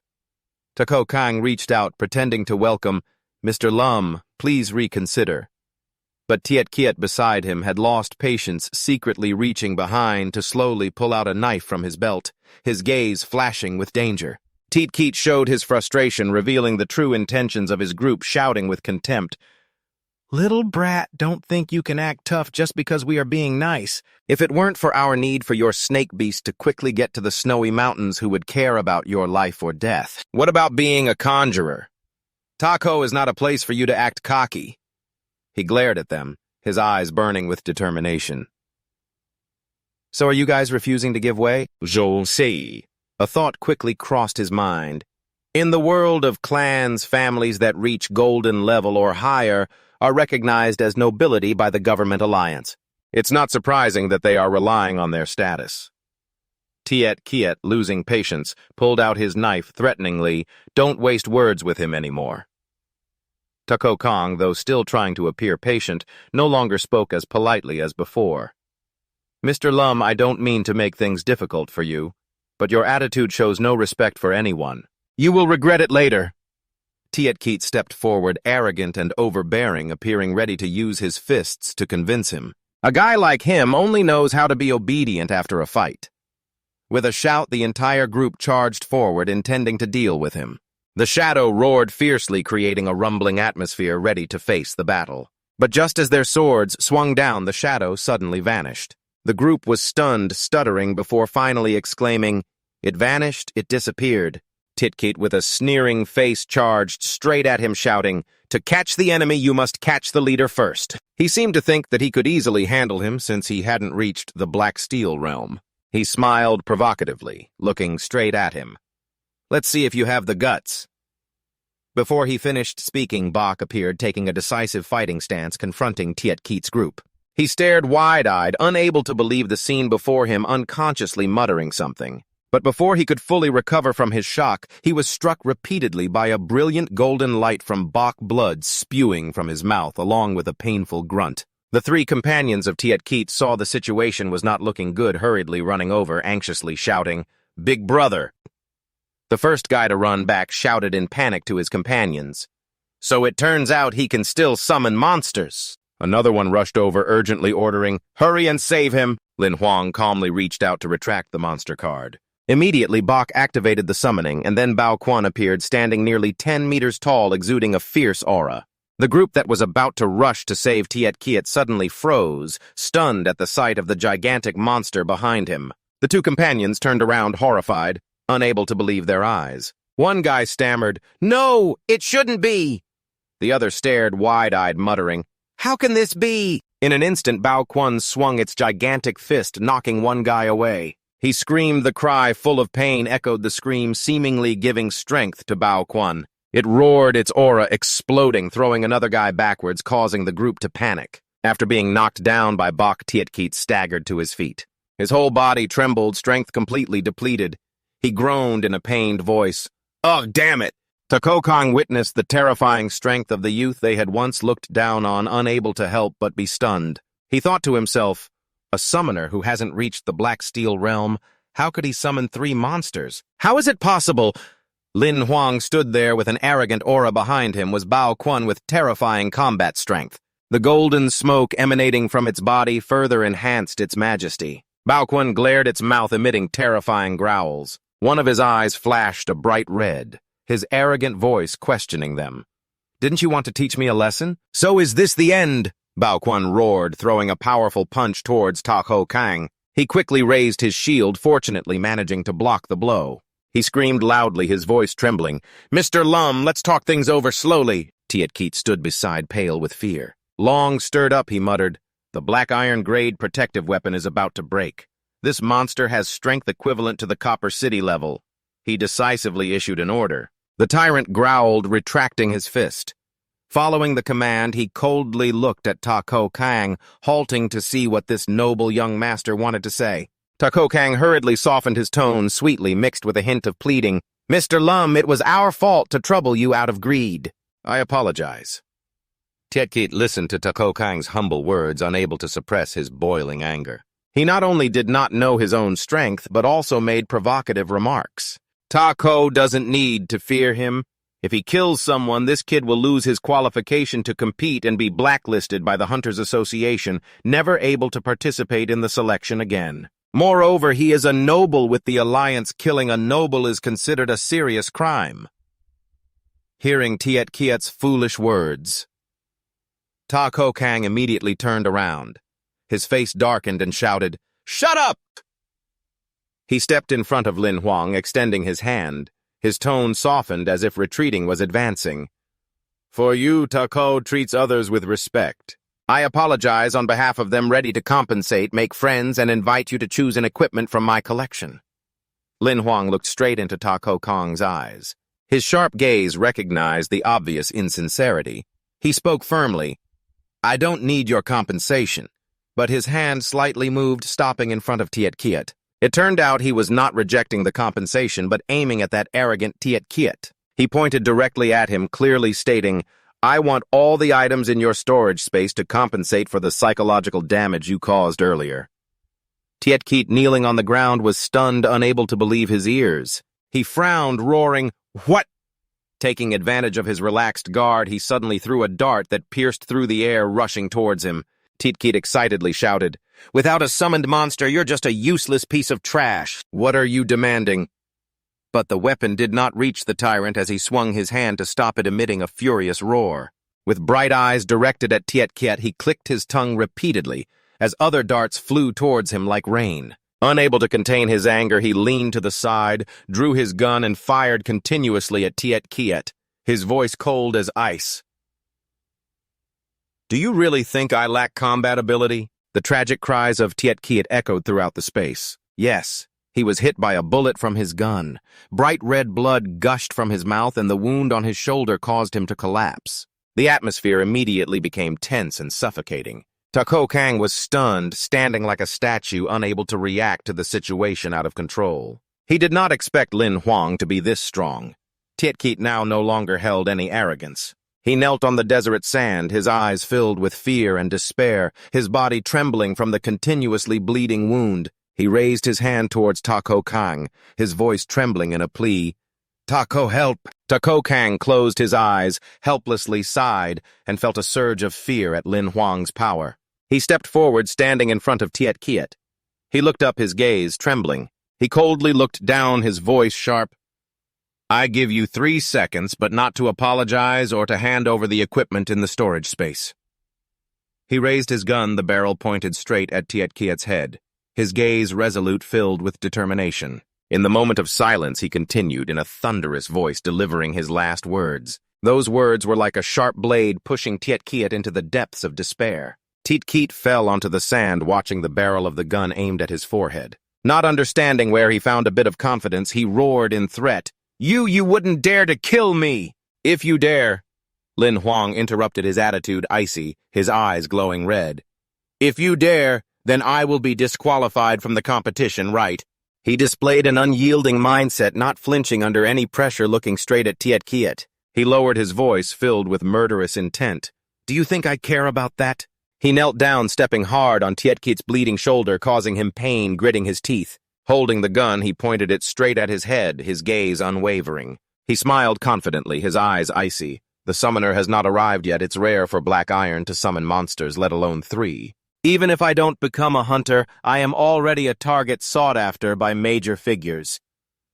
Tiet Kiet looked at him resentfully, not expecting him to disregard the qualifications for participating in the competition. He gritted his teeth, hissing through clenched teeth, "You?" He was pleased with his attitude and continued to mock. "Do you think the people of the Hunter Association can easily chase me away? Don't even mention killing you. Even if the young master and I killed you together, it would only be seen as a self-withdrawal." At this moment, Tiet Kiet realized the seriousness of the situation. He truly intended to kill him. His attitude immediately reversed, his words choked in his throat. Don't. But he didn't want to hear any more excuses. His patience had run out. Tiet Kiet's arrogant attitude only made him more irritated. He lowered his voice. "No more words, let's get going." The cold gun was aimed straight at his head, his finger poised on the trigger. Just then, Tako Kang shouted in panic, pleading, "Brother Lam, whatever you need, just say it, please spare his life." He supported his injured arm, limping closer, kneeling beside Tiet Kiet, begging, "Please spare me." At this moment, Tiet Kiet cared nothing for the equipment, only wanting to save his life. Trembling, he said, "I have 4 pieces of black iron equipment, all of which I can give you. As for the items in my storage space, you can take whatever you want." He begged him to let him go. With the gun still aimed at his head, Tiet Kiet paused slightly, furrowing his brow, contemplating. A cold voice rang out, "You deserve to die, but the young master's face still needs to be saved a little." A conflicting feeling arose within him. Killing these nobles might be satisfying, but it also made him feel awkward. Moreover, by threatening them like this, he hoped they wouldn't dare to bother him again in the future. He was lost in thought when suddenly he was startled. His sharp gaze glanced in one direction, and he frowned slightly, sensing something unusual. "Wait, there's someone over there." Under the blazing sun, he spotted a figure in a yellow shirt moving laboriously across the vast desert. The undulating sand dunes emphasized the harshness of this place. He frowned slightly, feeling a sense of familiarity in the appearance of that person. Suddenly, that person broke into a bright smile, holding a knife in one hand, sitting beside a dry tree roasting meat over a crackling fire. His face was full of vitality. Seeing him, the boy laughed loudly. "Here, admire this. I didn't expect this brother to be a spirit master. If I hadn't run into you, I might have been buried in the desert." He looked at the boy, feeling a bit curious. "You came with everyone, but why are you all alone now?" The piece of meat over the fire emitted a delicious aroma, golden and shiny. He sighed, looking dejected. "Don't mention it." The two sat facing each other with salad beside them, hugging his knees, eagerly watching the steaming piece of meat. Drool flowed from his mouth, adding a humorous touch to the scene. The boy recounted, his voice lowering. "We had just set up the tent when suddenly salad appeared. Everyone panicked and just dispersed like that." His face fell into contemplation, but then he quickly regained his spirits, cut a piece of meat with the knife, and held it out to him. "Thank you. You are the benefactor who saved me. From now on, we will be sworn brothers." The boy smiled brightly, his eyes squinting, offering the piece of meat still stuck on the knife. "Come on, try it. It's the armored pig I hunted today." He looked at the piece of meat, surprised by the boy's skills. "I didn't expect you could also roast meat." Hearing about food, his eyes lit up excitedly, boasting, "My goal is to become a food hunter." He knew that food hunters not only had the dishes laid out in front of them, but also fresh dumplings, golden fried shrimp, fragrant fish, blood mouth-watering beef, and a bowl of seafood noodles. He excitedly narrated, his eyes sparkling as if he could see the entire culinary world unfolding in his mind, passionately affirming that this was the true life under the flickering firelight. The two sat facing each other with salad beside them, drooling continuously, his eyes eagerly fixed on the piece of meat. The boy in the yellow shirt chattered on about food. "The hind leg meat of this pig is just right. Roasting over low heat is the best. As for the giant-toothed wolf, the meat isn't very tasty, but the sinew is top-notch. Different regions have different types of monsters, and the ways of eating are also not the same." Lin Huang rested his chin, listening as the boy enthusiastically discussed. He briefly lost his patience, thinking to himself, a good person who can cook would surely be useful to have around. It's just a pity that he talks too much. Thinking this, he let out a slight sigh. The night sky was dotted with a few lonely twinkling stars standing out against the desert, with undulating sand dunes stretching far and wide. A simple tent was set up, and the fire outside continued to crackle. The boy in the yellow shirt suddenly spoke, his voice echoing in the quiet space. The boy in the yellow shirt was serious, his tone full of dissatisfaction. "Are you serious? Why are you still in there when I did not lost my tent? We can sleep together." "Seriously? Are you going to let me sleep out in the open in this desert?" Lin Huang poked his head out of the tent, looking at him resolutely. "No sleeping together. I'm used to sleeping alone. Many people can't sleep." "Yes," without letting him finish speaking. Da Nyat Hang lay down by the fire, curled up pitifully, eyes tightly shut, but tears still welling at the corners. He wiped his tears with his shirt hem, mumbling, "Fine, I understand now." Ultimately, it was a mistake. Looking at him, and then glancing at the silly ordinary goods vehicle, Lin Huang couldn't help but sweat. The unstable mental tyrant can keep watch tonight just in case something unexpected happens. He calculated silently. In the quiet space, when the tent had fallen silent, Da Nyat Hang outside was dreaming, drool flowing from the corner of his mouth. He giggled and said, "So fragrant." The fire had gone out, only a faint wisp of smoke lingered inside the tent. Lin Huang was in deep sleep, hands behind his head. Suddenly his eyes opened wide, realizing something unusual. He fell into a vigilant state, body tense. "Hung," he softly huffed as the crackling sound echoed in the stillness. Lin Huang sat up abruptly. His gaze caught a giant shadow cast on the tent. The sharp horn stood out prominently. He exclaimed in shock. The tyrant, startled. He shook the tent and rushed outside, voice filled with worry. "What happened?" But while he was panicking, Da Nyat Hang was still sleeping soundly, indifferent to the danger. He hurriedly ran behind to pat the tyrant's back.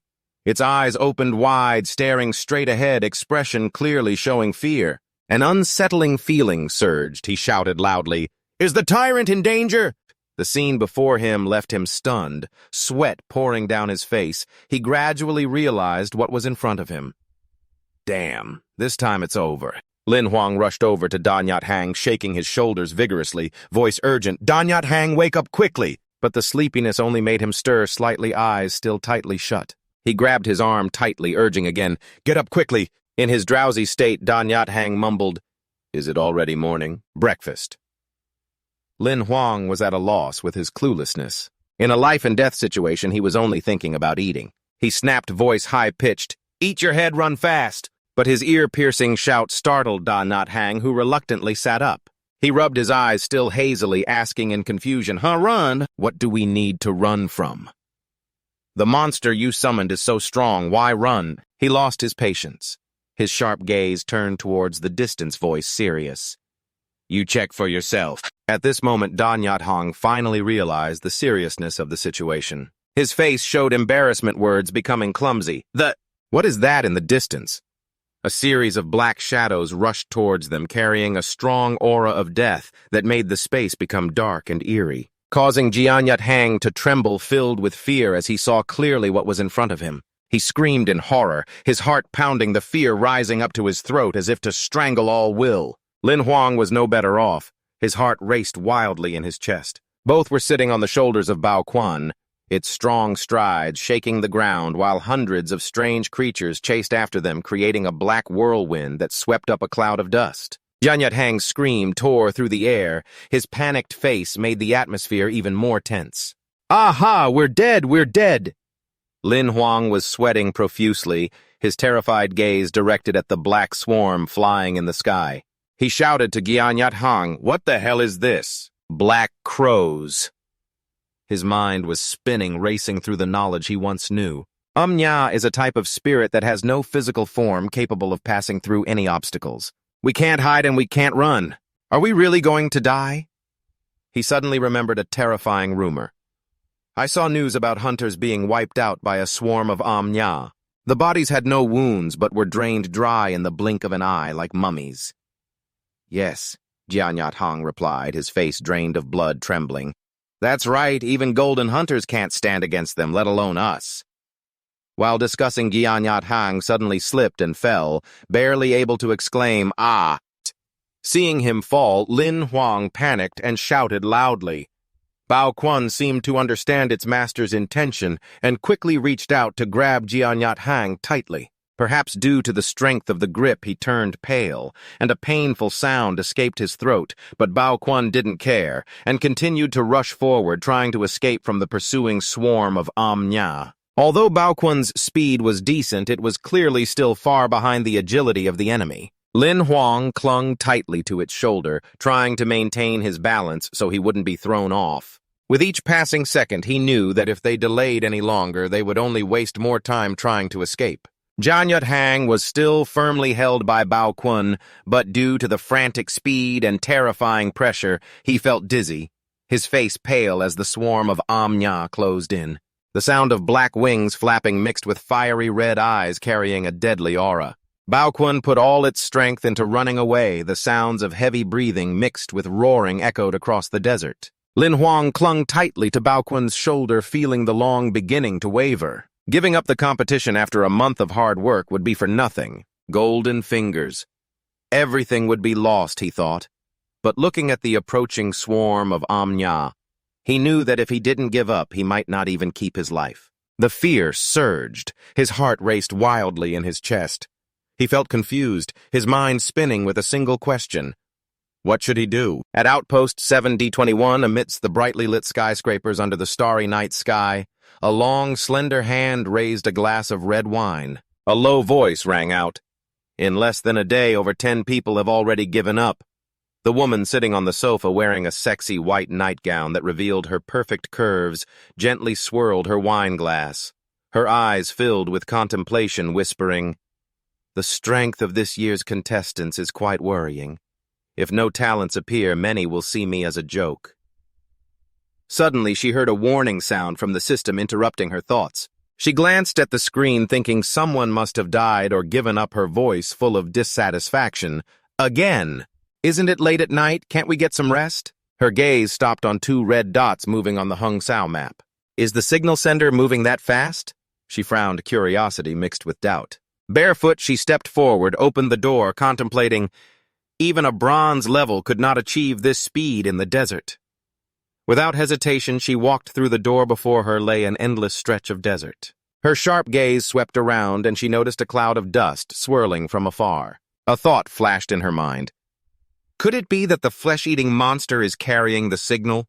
A gigantic figure charged forward at a terrifying speed, the sand behind it swirling into a whirlwind, the sound of thuds echoing. Clutching tightly, Danyat Hang was swaying violently. Lin Huang sat on its shoulder, shouting towards her, "Help us get out of here!" The violent beast continuously let out rumbling sounds, its imposing aura. Idangu was stunned by this scene, stuttering before finally saying, "What is this?" Lin Huang and the violent beast rushed towards her at breakneck speed. He shouted urgently, "Hurry!" But Idangu was still dazed, her gaze fixed on the giant creature. She stammered, You! He glanced at the violent beast, concern evident on his face. Damn the violent beast! When both he and Idangu returned to the house at Outpost 7D21, the giant head of the violent beast just squeezed through the door. It was dizzy, its eyes wide mouth groaning and rumbling. He suddenly remembered and hurriedly shouted, "Don't forget to recall it!" Immediately, the violent beast was recalled into the summoning card. Lin Huang turned to Idangu, forcing a smile. "Sorry if I was a step late." Before he could explain, she shouted at him, "Get out of my way now!" Lin Huang felt embarrassed. His cheeks flushed, his expression slightly flustered. At that moment, he noticed their positions. He was leaning on the floor, looking past her, while Idangu sat cross-legged on the sofa, arms crossed, her gaze serious. She spoke with suspicion. "Are you saying that before I arrived you were chased by the Amya for half an hour?" Lin Huang looked straight at Idangu, his voice firm. "Yes, if there was a way to escape, I wouldn't have signaled for help." Beside them, Danyat Hang lay dazed on the floor, still not fully awake, exhaustion evident on his face. Idangu observed him with a scrutinizing gaze, suddenly recalling the scene of the beast rushing towards them at an alarming speed. She frowned, her heart filled with doubt. A level 3 black steel beast should not be able to reach such speed. Has this black beast already mutated? Knowing he couldn't hide it, Lin Huang lowered his head and admitted, "That's right, the tyrant has never actually used the upgrade card. However, in my hands, it has already become a rare green card." He sighed softly, no longer needing to hide under her penetrating gaze. Idangu stood up, crossed her arms, stepped in front of him, and said, "I understand regarding the ghostly matter. I will report it up. Wait until morning, there will be a decision on how to resolve it." He nodded obediently, apologizing to her, but his expression clearly showed his sorrow. His eyes were sad. In his heart, he calculated that now he could only go to another base, find a competition that hadn't started yet, and strive to complete the mission. Despite the difficulties ahead, his determination remained steadfast and unwavering. Idangu looked at him. Her face softened a bit and said, "You speak gently. Once the 7 spirits are resolved, I will take both of you back to the starting point. You can continue with the selection." Lin Huang lowered his head and sighed, replying, "Okay." But in his heart, he couldn't help but feel distressed. If I lose the golden finger, my fate is essentially just waiting to die. Thinking that, he switched to a thick-skinned, shameless demeanor, clasped his hands, and spoke with a pitiful tone. "I assure you, I never pressed the emergency button. That's the system's fault. I have nothing to do with it." Idangu paused, not expecting him to handle the situation so quickly. She tucked the messy strands of hair behind her ear, her movements graceful and charming. Her eyes showed a hint of surprise, but she maintained a serious expression, waiting for him to continue explaining. Idangu looked at him. The corners of her mouth lifted in praise. "You seem quite clever. Get rid of this fat guy, find a place to rest, and wait until the crow matter is resolved. I will take both of you back to the starting point." Lin Huang froze, his eyes wide open, a bit astonished. He quickly regained his excitement, propped his hands on his thighs, his eyes sparkling with hope, and asked, "Do you mean we can really continue with the selection?" She crossed her arms, looking proud, her gaze sharp as a knife, and replied, "Why do you seem so eager to be disqualified?" Idangu sat down gently, smoothing her hair, her movements elegant yet authoritative. Lin Huang didn't waste a second. He quickly grabbed the wild beast's leg, pulled it out, and flattered, "I don't want you rest. I won't bother you anymore. I'll help you close the door." She sat silently in the chair, her gaze distant as if lost in thought. Suddenly her face trembled, breaking into a radiant smile as she excitedly exclaimed, "Great, this time I met a summoner with a mutated summon to see." Lin Huang was stunned, unable to hide his surprise. He looked at her while she stood next to a masked man, her pride evident. Hands on her hips, she stroked her messy hair confidently, saying, "The Hunter Association sends people who are all superior hunters extremely strong. You can't imagine. Don't think too much anymore, just focus on passing the competition and leveling up to the Black Iron stage." Idangu walked toward the spatial door, leaving him in the desert along with a warning and a distress signal.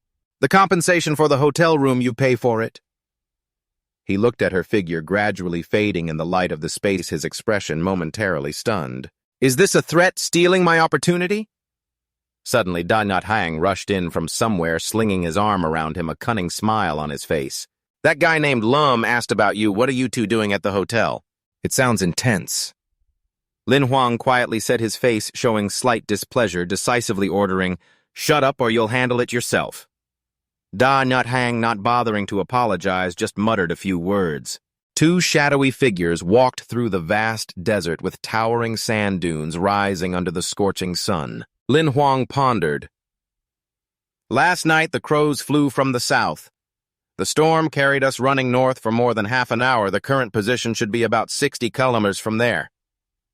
He opened the notebook in his hand, glanced at the vast desert, feeling anxious. "We wasted a night. We must hurry." The sky was clear with white clouds floating, but the scorching sun made him feel hot. Then Sado Baoquan lifted the two of them onto his shoulders while Lin Huang sat firmly on one side. Da Nyat Hang struggled to climb up, complaining, "Damn it, with the sun like this, I'm about to turn into jerky." He cut in his voice, cold. "If I remember correctly, there's a supply station ahead." They stepped forward, leaving deep footprints in the sand, heading straight to the only supply station in this desert. Da Nyat Hang joyfully pointed towards the house that appeared faintly in the distance, excitedly exclaiming, "There it is! Let's hurry over! It's already past the hottest part of noon." Lin Huang, sitting beside him, listened to him but wasn't very optimistic. "Cousin, be careful, there might be others who got here first. Our enemies now are not just monsters, but also competitors." When they both arrived at the supply station, Da Nyat Hang quickly pushed the door open and stepped inside. Before him were packages of food and drinking water piled up. He shouted with joy, "Old Lum really hit the supply station. There's food and drink." Lin Huang put his hands in his pockets, his sharp gaze scanning the surroundings. He assessed, no signs of others. It should be safe. Da Nyat Hang stepped towards the pile of food, his eyes shining as he touched a yellow food crate, exclaiming like a child, "It's all my favorite stuff." For someone with a foodie soul like him, this scene was indeed paradise. Da Nyat Hang, though overwhelmed with joy, still didn't forget to share his excitement. He turned to him cheerfully, saying, "Come on, you eat a little too." Lin Huang didn't bother to look at him coldly, replying, "Just take what we need. We must follow the station's rules." Suddenly his eyes widened as if he remembered something important. "Wait a minute." He glanced at a corner of the station where personal belongings were scattered on the floor, bags, flashlights, paper-used cups, and a few other items. This sight immediately led him to conclude that someone had been here. Da Nyat Hang shrugged, thinking it was nothing unusual. "You're holding a bunch of food, explaining while saying, 'Isn't this the only station within 100 miles? It's normal for someone to come here." But at that moment he realized there was a serious problem. Lin Huang focused on the scattered items on the floor. A thought flashed in his mind. These things may not be valuable, but they are daily necessities. No one would just leave them behind. There's only one possibility. He looked ahead, his voice dropping. These people must have encountered something and were forced to leave. Da Nyat Hang felt a flicker of fear upon hearing this, glancing at him. "Don't scare me. There are no signs of a struggle around and no signs of danger." Before he could finish speaking, a loud roar from Bao Quan, who was guarding outside the door, suddenly echoed, signaling danger. It immediately took a fighting stance, its massive body tense and ready to confront. Da Nyat Hang was scared, clutching the pile of food tightly, stammering, "Something's happening." Lin Huang didn't say much, his tone decisive. "It's too dangerous to stay here. We need to leave now." He urged Da Nyat Hang and then commanded Bao Quan, "Immediately lift both of them onto your shoulders and dash away." A powerful growl emanated from his mouth. The sky above remained calm with white clouds floating lazily, but beneath the desert sand something was moving, chasing after them. Lin Huang stared intently, his eyes narrowed. Indeed, there was something. Da Nyat Hang, sitting next to him, glanced at him, still not realizing the abnormality, his face filled with confusion. Da Nyat Hang listened to Lin Huang, his expression panicked. Beneath the fine sand, something was chasing them at a dizzying speed. Compared to when they were being chased by the Amya this time, was even more dangerous, with the enemy closing in relentlessly. From Bao Kun's shoulder, Lin Huang exclaimed, "So fast!" Da Nyat Hang finally realized the danger at close range. He could clearly see the instability and screamed in horror, "Bao Kun, be careful!" Bao Kun immediately reacted, turning to the side to dodge, but the mysterious creature beneath the sand still charged straight ahead. It clenched its fist into a tight ball and threw a powerful punch down to the ground. A gigantic monster emerged, resembling a snake but with characteristics of a worm. Its mouth was a deep pit filled with sharp teeth growing evenly from the outside in. Its body rose high, causing a slight earthquake. Bao Kun staggered, trying to maintain balance so that Lin Huang and Da Nyat Hang would not be thrown off and become prey for the monster. Both of them looked up at the horrific creature, their eyes wide and mouths agape, simultaneously screaming, "Ah!" And not only did it have a mouthful of sharp, spiky teeth, but its body was also covered in sharp spines, revealing 5 terrifying rows of teeth. Lin Huang rummaged through his memory and suddenly realized, shouting, "It's the death worm, a type of mutated desert creature." A Bao Kun was no match for it. He was puzzled, furrowing his brow. Mutated creatures shouldn't appear on the safe line. Why is this monster here? With one leg grounded and the other raised, Lin Huang aimed his gun directly at the death worm, continuously firing a stream of golden light aimed at its mouth. But the monster was completely unfazed. No matter which direction Bao Kun ran, it raised its tooth-filled mouth to block the way. The two on Bao Kun's shoulders felt helpless. Lin Huang couldn't help but be astonished by its power and speed. He muttered in a desperate voice, "It's talking too fast, we can't escape now." Da Nyat Hang held his head, crying bitterly. He cried as if he were being swallowed and turned into minced meat. "I don't want to die." Lin Huang paused, his eyes flashing with determination. He ordered firmly, "Wait, tyrant, don't move." The tyrant seemed to understand, let out a growl, and stood still. Da Nyat Hang still held his head, not daring to look up at the horrifying monster. Hearing his command, he mumbled in dissatisfaction, "Don't move, just die faster." Lin Huang turned to shout softly, but immediately calmed down. "Shut up! You don't move either." When both stopped all movements, the monster also stood still. Its mouth full of sharp teeth drooling looked disgustingly enraged. He lowered his voice to explain, "It has no eyes and cannot hear. Do we have to rely on perception to hunt?" "Yes." Ya Yi Hang, still holding his head flustered, replied, "How would I know? Are you the monster expert?" "I haven't read it from the beginning." He nodded and analyzed. It splits into 2 sensory heads pointing in all directions to detect movement in space. Realizing this, he felt slightly relieved. "Right, as long as we stay still, it won't know where the target is and cannot attack." But the tricky problem arose. How do we move to get out of here? If we just stay still, they won't be able to escape. Suddenly, Ya Yi Hang's eyes lit up as he exclaimed, "I have a way." He reached into his pocket and pulled out a piece of dried meat. "I will use this piece of meat to lure it and then run." Without hesitation, he threw the dried meat forcefully to one side. Lin Huang panickedly followed it with his eyes, silently hoping that things wouldn't get worse. He quickly shouted, "Bantu, stay still!" But the monster with keen senses immediately sensed the movement. Its mouth full of sharp teeth turned towards Da Nyat Hang.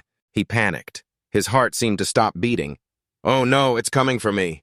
Due to overwhelming fear, he stumbled, couldn't stand firm, and fell from the tyrant's shoulder. Dust flew everywhere, obscuring the space. Lin Huang witnessed and urgently yelled, "Bantu no notes!" In excruciating pain, Da Nyat Hang grimaced. His face contorted as if it were being twisted tight. He gritted his teeth, finally letting out a soft groan. The ferocious beast was just waiting for that moment. It immediately activated, turning towards him, its dark mouth wide open like an abyss, ready to swallow everything. Da Nyat Hang lay flat on the ground, sweat pouring continuously from his forehead. Fear felt like a cold blade invading his entire body. In panic, he screamed long, "Help! Help!"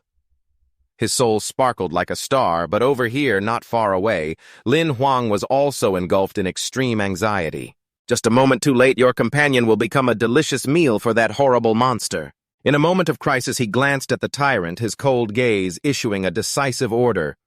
"Tyrant, save him!" The tyrant let out a low growl, his face hardened, ready to confront the deadly worm. Quick as lightning, it leaped a long step, rushing towards the beast. A powerful punch struck down, sending the monster reeling from the impact. Saliva splattered everywhere. From behind, Lin Huang shouted urgently, "Bantu, run fast!" The deadly worm stretched high, its gaping red mouth, preparing to attack Bao Quan, who was standing below. Dan Yat Hang closed his eyes tightly, tears streaming down his face, crying miserably. "I see the situation is hopeless." Lin Huang stood on Bao Quan's shoulder, waving his arms and legs to attract the monster's attention. He shouted loudly, his voice echoing, "Come here, come chase me!" The monster immediately shifted its target, charging quickly towards Bao Quan and Lin Huang. Leaving Dan Yat Hang sitting on the ground, crying and rubbing his eyes, he choked out, Lao Lum, don't die, I can't repay your kindness." His cries mixed with his extreme worry for his friend's safety. The monster was hot on their heels, and Bao Quan realized the situation was no longer favorable. Lin Huang immediately commanded, "Bao Quan, run to that pile of sand, throw me behind." Bao Quan roared, growling. Using tremendous strength, he threw Lin Huang high into the air, landing on the high sand. In midair, Lin Huang tumbled. Bao Quan paused for a moment, seeing that he had thrown him far enough. He breathed a sigh of relief, feeling somewhat reassured, confirming Lin Huang's safety. Bao Quan immediately accelerated, rushing away like a whirlwind to distract the ferocious monster. From his hidden position above, Lin Huang looked down, his gaze slightly melancholic, tinged with self-blame. He directed his voice towards Bao Quan, his tone heavy. "Bao Quan, I'm sorry." The ferocious beast began to swirl around Bao Quan, dust and sand rising in fierce spirals as if trying to tighten around him. Lin Huang felt a sharp pain in his heart, whispering, "I can only let you be bait. There are no other choices."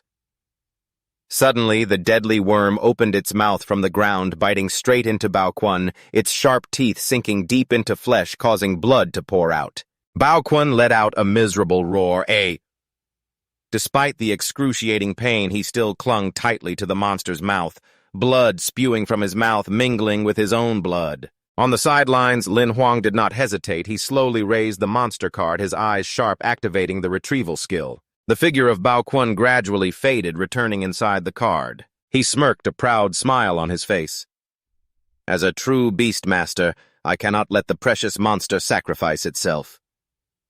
Immediately after, Bao Quan reappeared behind him, 1 foot steady, the other like a shadow, its momentum undiminished. Lin Huang put his hands in his pockets, standing tall, issuing a decisive command. "Let's go."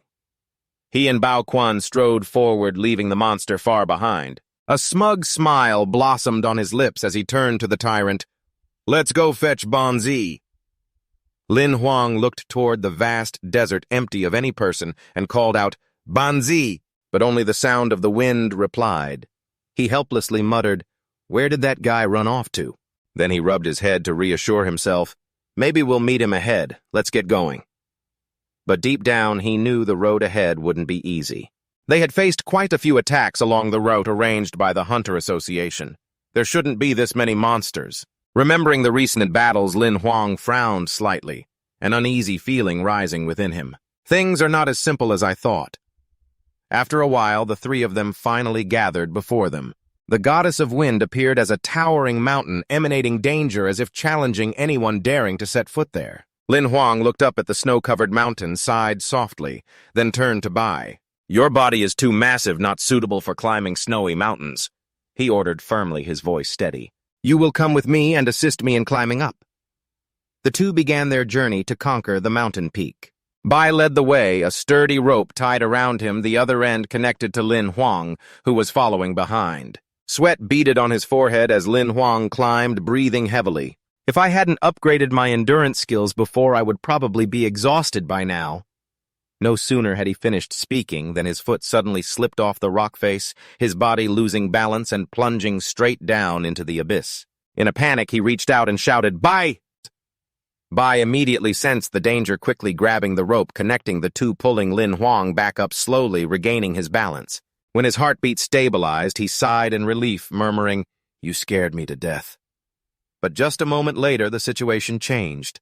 Lin Huang's face turned bright red with embarrassment. He yelled, struggling, "Put me down!" He pushed Bai, who was carrying him, then continued, "No need to carry me, I can climb by myself." Bai, upon hearing this, looked at him with a hint of confusion. Lin Huang thought to himself, "I must maintain some dignity as a man." Night fell, and the two stopped at a flat area, lit a campfire, and set up a tent. Lin Huang sat by the fire, saying, "It's dark now, let's spend the night here." As he cooked, he murmured, "Banzi's leftover dried meat is quite a bit, but I wonder where that guy ran off to." A trace of sadness flashed in his eyes. Holding the piece of dried meat, he sighed, "Please don't die. I still want to taste your skills." Lin Huang suddenly remembered Bai. He turned to ask Bai if he wanted some, but before he could finish his sentence, Bai jumped down the cliff, startling Lin Huang. "What is it?" After a while, Bai returned, cradling a snowball beast in his arms, which was crying and looking both adorable and pitiful. Lin Huang's eyes lit up. "Is this a snowball beast? I've heard that this species does not harm people and is extremely cute, but they are so rare that their value is comparable to bronze equipment on the market." Looking at the snowball beast's pitiful face, Lin Huang smiled and gently asked, "Did you run up to me because you were hungry? Smelled the delicious scent of meat, didn't you?" The little beast let out a few strange sounds as if nodding in agreement. Seeing this, he didn't hesitate to lift it up, feeding it a piece of fragrant dried meat, his voice gently coaxing, "Here you go." The snowball beast devoured it happily, making Lin Huang's mood even more uplifted. He almost exclaimed, "This little one is so cute, no wonder the girls are crazy about it." Then he turned to Bai, smiling and saying, "Bai, don't be tense, it won't attack." Laozi was having fun like that, but immediately after Lin Huang was stunned to see the snowball beast dump a whole pile of remaining food into its mouth. Both could only stand there helplessly. Lin Huang regretfully murmured, "It really can eat, but it's eating Laozi's dinner too." He stepped closer, rubbing the soft head of the beast, laughing while saying, "Full now, let's go home, I have no more food." The snowball beast let out a few cries, looking reluctant, then suddenly hugged his pants tightly, making cooing sounds. Lin Huang looked at it and suddenly realized something, murmuring, "Wait a minute. It seems like it wants to take us somewhere." Seeing he understood, the little beast joyfully nodded vigorously. In a flash, the snowball beast dashed ahead to lead the way. Lin Huang and Bai hurriedly ran after it. Snow began to fall lightly around them. While running, Lin Huang said, "How leisurely, Bai, let's go take a look." After a while, the snowball beast suddenly jumped towards an icy cave. Lin Huang was exhausted, panting and calling, "Wait, follow me!" He saw the adorable beast preparing to squeeze into an ice wall. He panicked and stopped it, cautiously warning jumping in could get hurt. But just as the words left his mouth, the snowball beast had already passed through the ice wall and disappeared. Lin Huang stepped forward in astonishment, touching the wall. Surprisingly, his arm easily passed through. He murmured, his eyes lighting up. So it turns out this ice wall is just an illusion. There must be something else behind it. Lin Huang turned to Bai, speaking decisively. "Let's go, we need to check it out." Both quickly passed through the magical wall. As soon as they stepped through, a wave of icy cold air rushed in, making Lin Huang shiver slightly and murmur, "It's as cold as jumping into ice." He was busy observing the surroundings when suddenly a strong gust of wind hit, forcing him to squint. Reflexively, when he opened his eyes, Lin Huang was stunned and asked, "Where is this place?" In front of them was an endless expanse of white snow wilderness. He hurriedly scanned for Bai, but couldn't find him anywhere. Suddenly, a voice rang out, capturing all attention. "Don't look anymore. Only those chosen can enter here. No monster can pass." Lin Huang bent down, astonished, looking at the tiny snowball beast on the ground, exclaiming, "Is it you talking?" The snowball beast coldly replied, "Do you have a problem with that?" He immediately responded, his voice hesitant, Not just that your voice is strong, it sounds a bit strange. Seeing him flustered, the little beast unexpectedly transformed. A snow whirlpool swirled in front of Lin Huang. The snow dust cleared to reveal a giant figure like a moving ice mountain. He stammered, unable to speak, "A giant ice snow person." In his heart, he thought, the giant ice and snow creature, a monster born of ice and snow, possesses superior strength and is a natural-born warrior. This creature has even matured. If it has hostile intentions, I could die in an instant. The Ice King, his face clearly showing worry, had his words stuck in his throat. Seeing him flustered, the Ice King spoke gently. "Don't be tense. I have no hostile intentions." Lin Huang was even more confused, stammering, "Can you read thoughts?" Without answering, the Ice King continued, his voice steady. "Human teenager, I brought you here with no malice at all. I just want to ask you for a favor, Lin Huang." Lin Huang, not believing his ears, hurriedly asked again, "Do you have something you need my help with?" Before the Ice King could respond, he continued to press, "What do you want me to help with?" He saw the Ice King lightly wave his hand, a chilling wind swirling around Lin Huang. In the blink of an eye, he was standing firmly in the giant palm of the Ice King. The Ice King, in a gentle, warm voice, said, "Come closer to me." Lin Huang sat snugly in the palm of the Ice King, unwittingly mumbling like a little old man, "I will tell you a story. You must listen patiently." He could only sigh helplessly. "Is that so? I have to listen even if I don't want to, right?" Without waiting for him to protest, the Ice King began to tell, his voice low and sad, like the wind blowing through the canyon. "A long, long time ago, when I was young, I had a master. She was the warmest existence in this world. All my sweet memories are tied to her." Lin Huang, hearing this, exclaimed in surprise, "No way you were a pet of someone, you—" The Ice King's expression darkened slightly, his voice lowering. "She was not human." It continued, its gaze distant. "After I evolved, I learned the truth. She loved humans, enjoyed living close to them, so she concealed her true identity to blend into their world. Therefore, she left me on this snow mountain. Even though I felt lonely, I was still willing, only hoping for her happiness." The Ice King paused, the image of the girl beside a boy appearing in its mind, causing it to sigh. "Later, she fell in love with a mortal. She gave up everything to be with that person. Since then, I never saw her again." Suddenly, its voice trembled as if painful memories surged back. "But one day she returned. I was overjoyed rushing to meet her, but she was no longer the joyful girl I once knew. She had a sorrowful expression, her body covered in wounds, nearly dead." The Ice King remembered the painful scene from its childhood, having cried bitterly at that image. It continued, its voice choked. "That boy discovered she was not human, so he called hunters to kill her.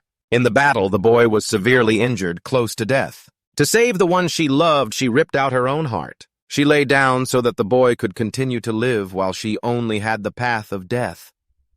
After hearing the story, Lin Huang sighed, his voice contemplative. "Stories that start like this rarely have beautiful endings." He looked up at the Ice King and asked, "And then what happened?" The Ice King leaned down, his voice deep like wind blowing through a crack in the rock, saying, "I followed her last words, burying her at the bottom of the ice lake."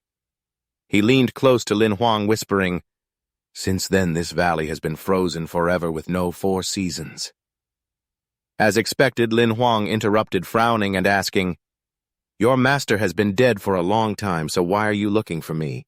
The Ice King gazed far away, where there was nothing but a blanket of white snow, and replied, "She once said that one day someone destined would change this ice lake, but at that time she would be resurrected, and this valley would also be reborn." Upon hearing this, Lin Huang's eyes widened in astonishment. "You mean I am that destined person?" The Ice King, without any hesitation, raised 3 fingers and said, "Before you, there were 3 others, but all failed." Lin Huang's expression darkened significantly, and he mumbled but couldn't voice it. "Really?" But then he regained his composure and said, "Is it just anyone who comes to this snowy mountain that gets pulled in to try?" The Ice King explained patiently, "The peak of the female mountain has been perilous for thousands of years. Only a few have made it here, and I also select based on character. Including you, there have only been 4 people." Lin Huang sighed in resignation. "All right, what should I do now?" The Ice King gently lowered him to the ground near the edge of the ice lake, then said, "Just 1 drop of your blood. Whether you succeed or fail, I will take you out safely, but if you fail, I will erase the memory of this meeting." Lin Huang immediately questioned, his voice filled with doubt. "Is it that simple?" Man. No waiting." He bit the tip of his finger to let blood drop down while saying, "If that's the case, let me give it a try." The bright red drops fell onto the ice lake, and in his heart he thought, "The young girl betrayed. If I could, I hope to help her." Both watched tensely, eyes not leaving the surface of the lake. Lin Huang asked, "What happens next?" The Ice King quietly observed and replied, "Just wait and see." The two sat huddled in the freezing snow. Lin Huang's head was covered in snow as if he were wearing a white hat. He stood up, sighed, and sincerely apologized. "It seems I can't help anymore." Just as Lin Huang finished speaking, crackling sounds echoed repeatedly. Both were stunned and then burst into joyful laughter. "It's a success. The ice has melted." Where the ice melted, the grass and trees sprouted vibrant green. The surface of the lake gradually became clear again, sparkling like a mirror. The Ice King could not hide his amazement. Not only was the ice melting, but the grass and trees were also coming back to life. Lin Huang still had a look of surprise mixed with seriousness. His eyes wide as he exclaimed, "Oh my God, is my blood that nourishing?"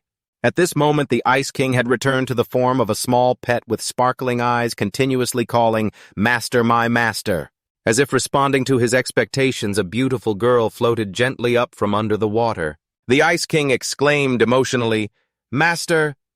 In front of them was a girl with white hair wearing a pure light blue dress, as if woven from ice and snow, gliding lightly over the surface of the lake. Lin Huang was dazed. His face flushed, thinking to himself, "So beautiful."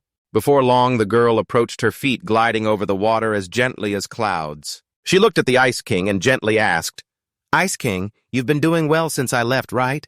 Then she lightly touched its nose and smiled, "Still always protecting me, huh? Thank you." The Ice King immediately knelt down and respectfully replied, "My lord, please don't be polite. Protecting you is my duty." The girl turned to Lin Huang, her voice as clear as a stream. "My name is Tuyet Lak, a fated person. Thank you." Lin Huang awkwardly scratched his head, embarrassed. "It's nothing. Just call me Lin Huang." He gathered his courage to ask, "May I ask, are you a monster?" Hearing this, the Ice King next to him couldn't contain his anger, growling, "That's too disrespectful." But contrary to its fury, Tuyet Lak still gently replied, "No, I am of the divine race." The two words, divine race, made Lin Huang astonished, his eyes lighting up.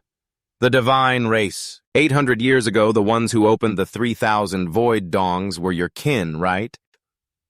At this point, Tuyet Lak's expression turned slightly cold, her voice deeper.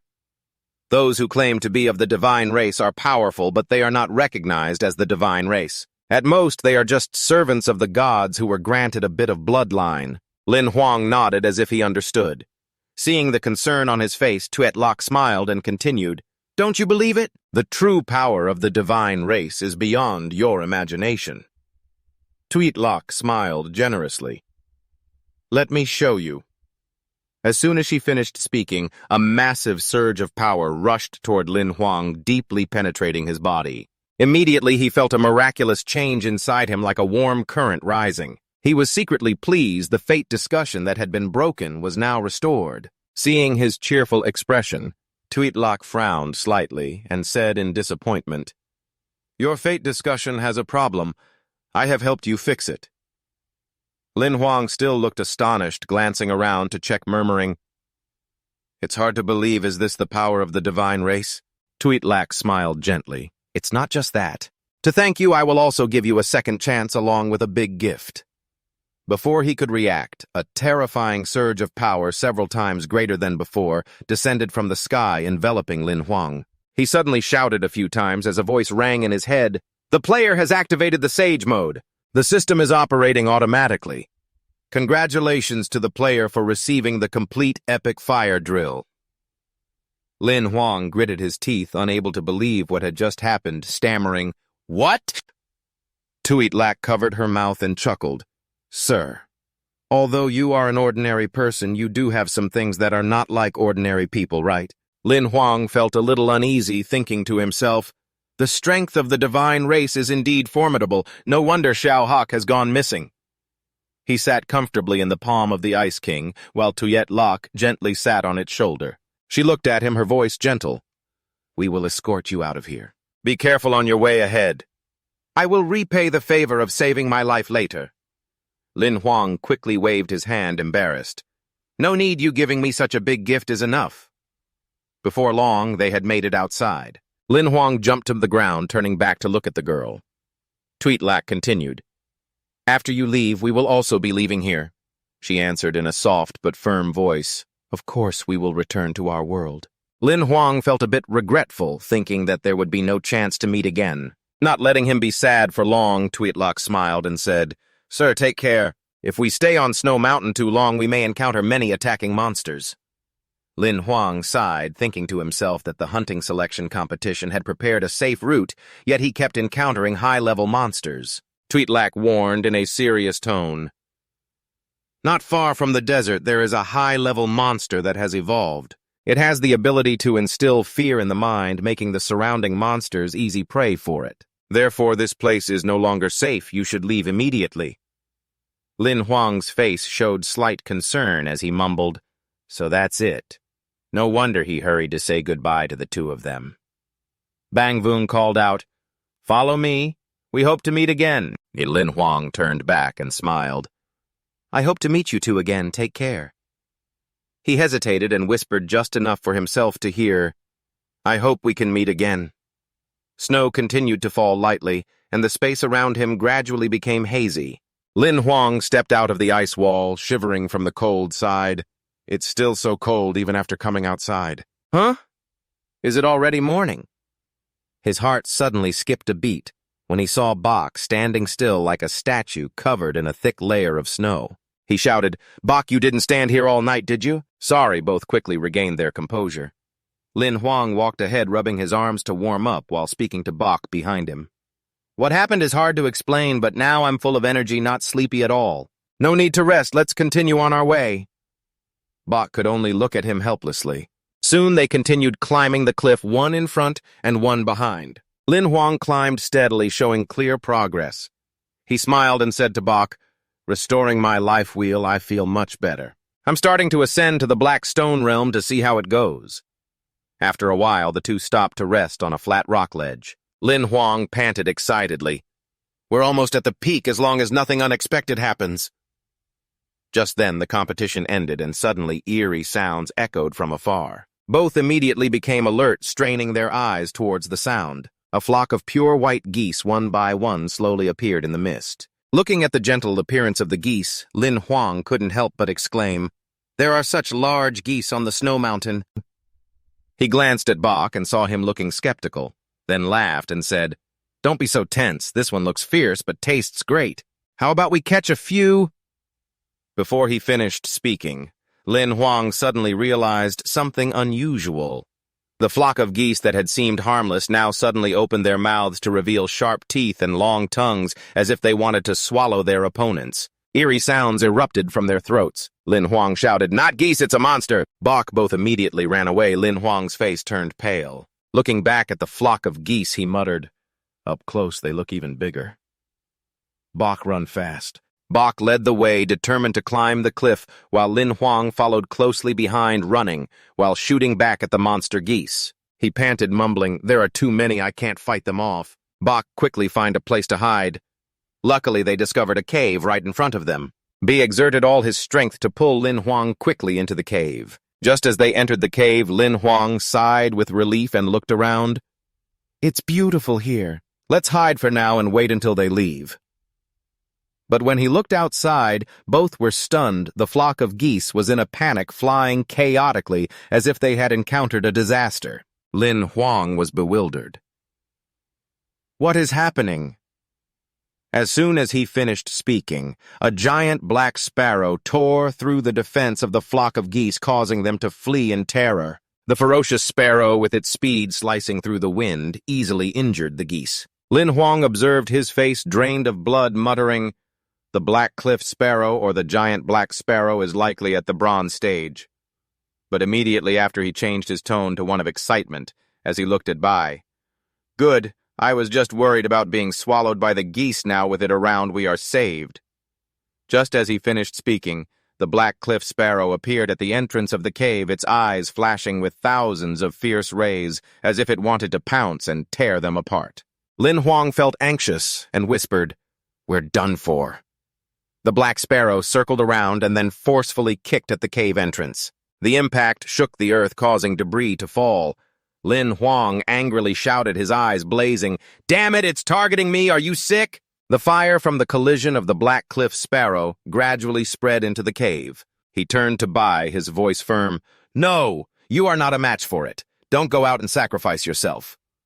After saying that, he aimed his gun straight at the monster, continuously cursing, "I'm just one step away from crossing the snowy mountain, don't ruin it."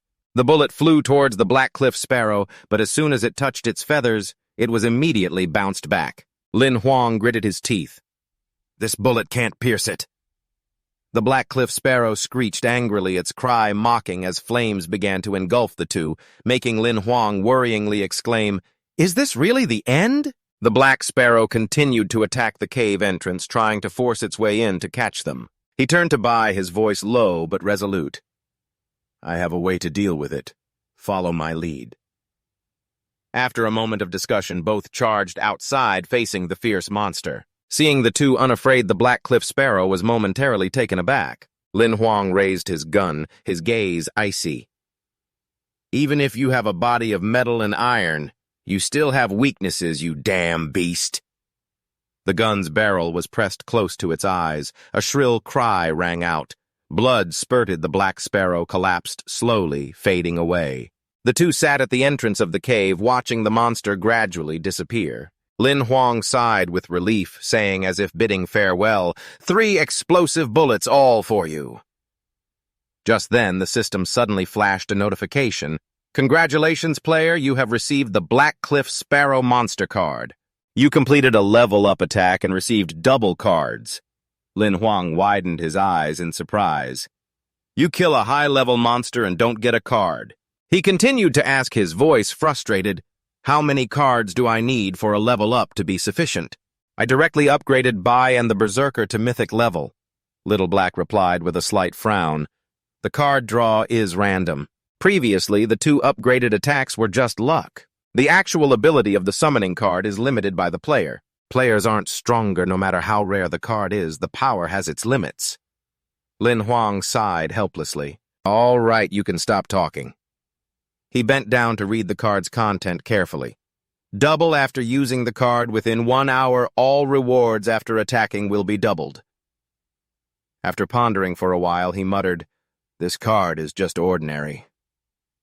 Xiao He replied slyly, "Wait until you meet the right monster. Using this card will quickly gather enough summoning fragments." Then it mused, "I didn't expect you to be so unlucky." Lin Huang waved his hand dismissively.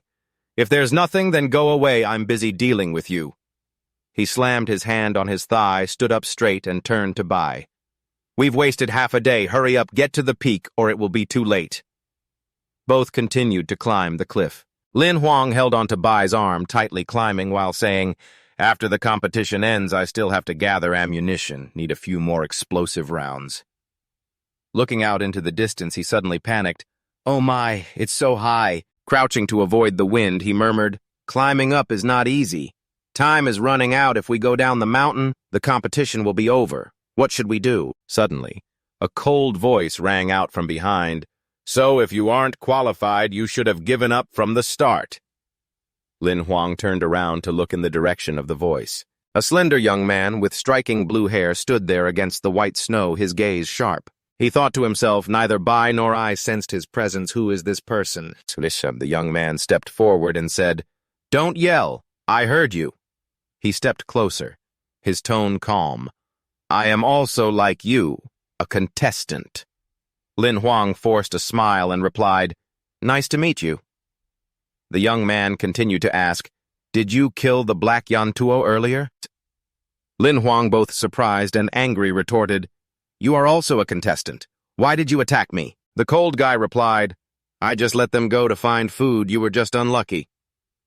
As soon as he finished speaking, he called out a crimson blood eagle, fierce and threatening.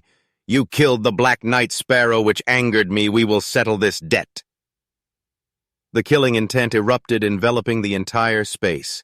Lin Huang was not afraid at all, his eyes blazing. "Wanna fight? I'm not scared either." Bai Yan spoke boldly, but Lin Huang secretly thought with much anxiety. A bronze-level crimson blood eagle. If it comes to a real fight, I wouldn't be his opponent. What should I do? Bai Yan stood proudly on the back of the crimson blood eagle, looking down coldly, and said, "I will take revenge for the killing of the Black Knight Sparrow, but not now." He smirked and taunted, "Raising a bloodthirsty beast is fine, but you are too weak, not qualified for me to take action." After saying that, he and his pets soared away, leaving his voice echoing in the space. "Moreover, will you even survive to get out of here?" "Just wait!" Lin Huang angrily shouted after him. "What are you to Xiaohei?" The anger burned like fire all over him. He continued to yell, even though Bai Yan's figure had long disappeared. "Stop underestimating others. If you're capable, fight me openly." Suddenly, he seemed to realize something. His eyes brightened. "Wait, I have a way to get down the mountain quickly," he said, then wrapped the chain tightly around Bok, who stood still looking helpless, letting Lin Huang do as he pleased. He laughed loudly. "Though your wings can't fly, there are still other ways to use them." Then he tied the rope around Bok, holding onto it so that he could fly down the mountain. Lin Huang's laughter echoed throughout the space. "I wanted to play this game before, didn't expect this dream to come true in this strange world," he exclaimed excitedly. "Now I understand why people always want to fly to the sky. This feeling is amazing." Before long, the two arrived at the 7D121 base. Lin Huang sighed. "What a pity we just got here." He signaled Bai to slowly lower the rope down, then praised, "Bai, you did great." Just then, Yi Yu's voice rang out. "I didn't expect you to be the first to finish." She approached, her smile radiant. "Congratulations, you have passed the selection. After completing the competition, you can officially register as a reserve hunter."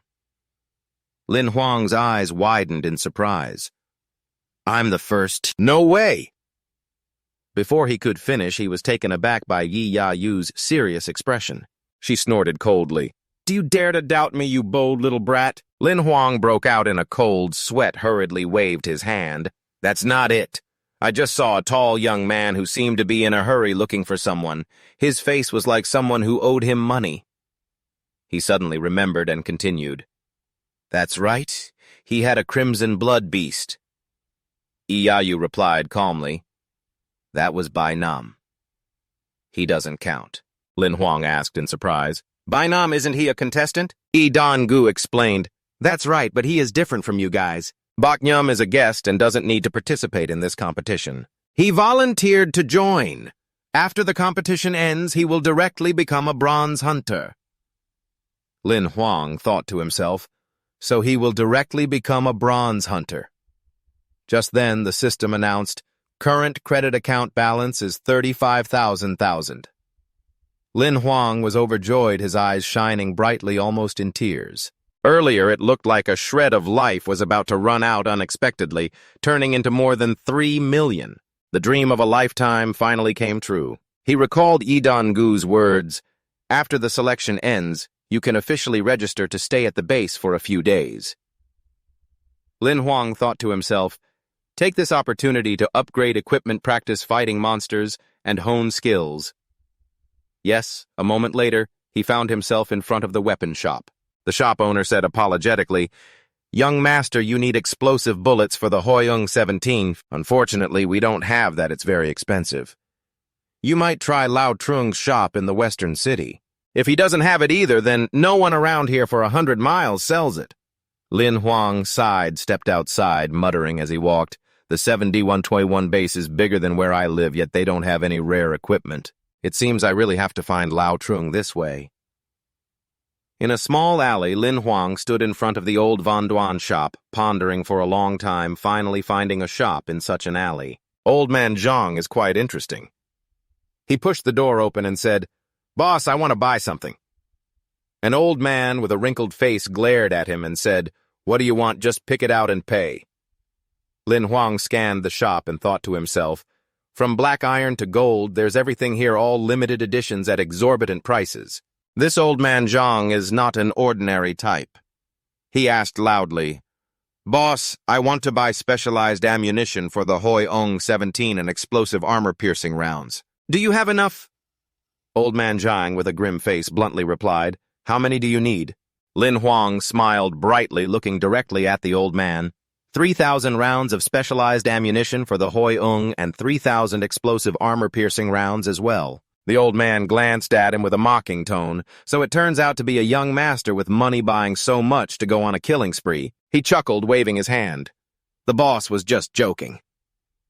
Lao Trung placed a large box in front of him, opened it, and said, "A total of 168,000 credit points for 1x0. Lin Huang looked at the pile of goods, nodding decisively.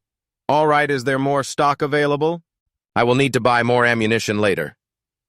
The old man replied coldly, "Quantity is not an issue as long as you have money. I have any treasure you need." Lin Huang thought to himself, "Good, I will definitely stop by here when I need something." He continued, thinking, his eyes gleaming, not expecting this stronghold to hide such a place. Suddenly, Lao Trung, a series of rapid bells rang out. Lin Huang was startled. "What is that sound?" Old Man Jiang's expression darkened. "The Hunters Association is ringing the alarm. Something big must have happened." Lin Huang hurriedly left, only able to turn back and say, "See you later, boss. I will definitely return." Old Man Jiang pondered, not bothered to respond. Outside, the scene was chaotic. Everyone was pushing and shoving each other. Lin Huang struggled to weave through the crowd. Iyayu's voice rang out, overpowering the noise. "The selection competition has not ended, but an incident has occurred. High-level monsters in the Red Mi Desert have awakened. It possesses mind-disturbing abilities, leading other monsters to run wild. Many contestants have been trapped, our forces are limited, and we cannot assist all distress signals. I request everyone to stay put and rescue points do not go outside until the ban is lifted." Lin Huang thought to himself, it really is the Snow-Lack monster mentioned. Indeed, something has happened. Around him, the crowd was abuzz. One person shouted angrily, "If you don't let us go, how can we just sit here and wait to die?" Lin Huang looked at Iyayu, thinking to himself, trying to act chivalrous. There's some courage there. Iyayu. Her expression, as cold as ice, glanced towards the source of the sound with a sharp tone. "Those rampaging monsters, whether in the air or on the ground, will all be in danger. I am not letting you go outside just to save your lives instead of running out to become prey for the monsters." She paused for a moment, her gaze sweeping over the crowd, coldly adding one more sentence. "Who wants to die first?" The surrounding space immediately fell silent. Lin Huang thought to himself that he had known from the beginning that she was not easy to deal with. Iyayu continued, her tone softening a bit. "Don't worry, the Hunters Association has sent a senior hunter to deal with it. As long as the leader is eliminated, the monsters will disperse. Tonight the danger will be extinguished." Suddenly a voice rang out from behind. "It's not that simple." Lin Huang turned around to find it was Bai Nam. He said seriously, "If the senior hunters fail, there won't be time to send others. At that time, this entire area will face a fierce attack." After saying that, Bai Nam turned and walked quickly without looking back, continuing, "I won't stay here to die stupidly." Yi Ya-yu heard this and coldly said, "Disperse. If there's nothing going on, don't act recklessly. Tomorrow, after we resolve this, we will activate the emergency plan and proceed with the registration." Lin Huang pondered, thinking to himself that although he didn't like him, Bai Nam made a valid point. He hurriedly ran after Yi Ya-yu, calling out, "Senior." She turned back and asked, "Is that you?" Lin Huang anxiously said, "I heard that some contestants are trapped. I wonder if my friend is among them." Yi Ya-yu replied, her tone still cold. "Before you reached the finish line, he sent a distress signal and withdrew safely." Lin Huang laughed to the point of tears, muttering, "This kid is really afraid of dying." Before he could say more, Yi Ya-yu turned her back and ordered, "Quickly go back to your room, don't wander around."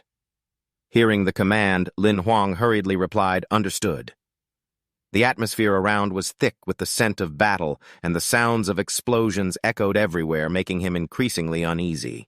Lin Huang sat by the window, his gaze fixed on the chaotic scene outside, silently marveling, super hunters facing super monsters, this situation is indeed magnificent.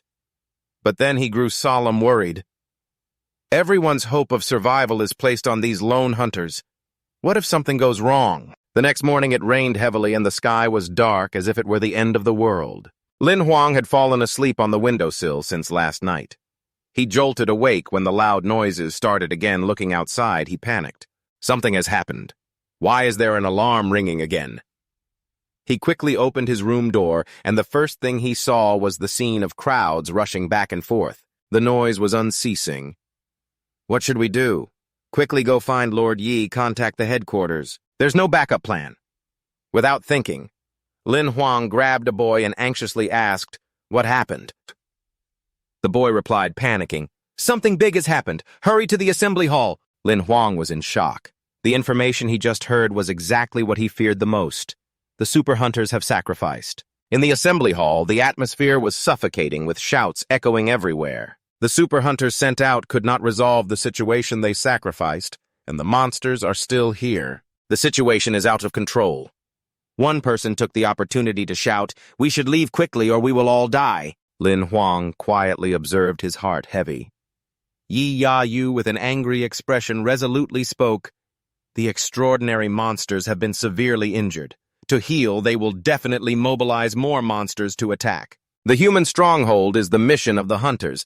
Our task now is to protect the stronghold with over 100,000 civilians here." The crowd below buzzed clearly, showing signs of confusion. "We haven't registered yet. Why should we die together with the hunters? Let us go. I don't want to die here." Others took the opportunity to chime in. "That's right, seriously speaking, we are still not hunters. We are just ordinary citizens. We need to be protected or at least be able to run away." One person shouted, "I can run away!" Under the cold light, Lin Huang spoke in a sharp voice, causing those around him to shiver involuntarily, hearing each word clearly. The one gritting his teeth asked again, "What did you say?" Without any hesitation, Lin Huang replied, his voice resonating with determination. "In the past, I was in the Crimson Gold Desert facing a flock of shadow crows ambushed by the Ruin Master in the snowy mountains. I survived being eaten by the flesh-eating geese. They are all extraordinary monsters. As long as I can escape, there is a chance to survive. So what are you guys relying on to be so confident?" His words made several people nod in agreement. A voice from the crowd spoke thoughtfully. "It's true, even the hawks don't dare to fly. Walking is even easier to get killed." Lin Huang turned to Yi Dan-gu, his gaze sharp. "Senior Yi Dan-gu, you are the highest-level golden hunter at this outpost. If I told you to leave this place now, how long could you hold out?" Yi Dan-gu hesitated for a moment, her voice revealing anxiety.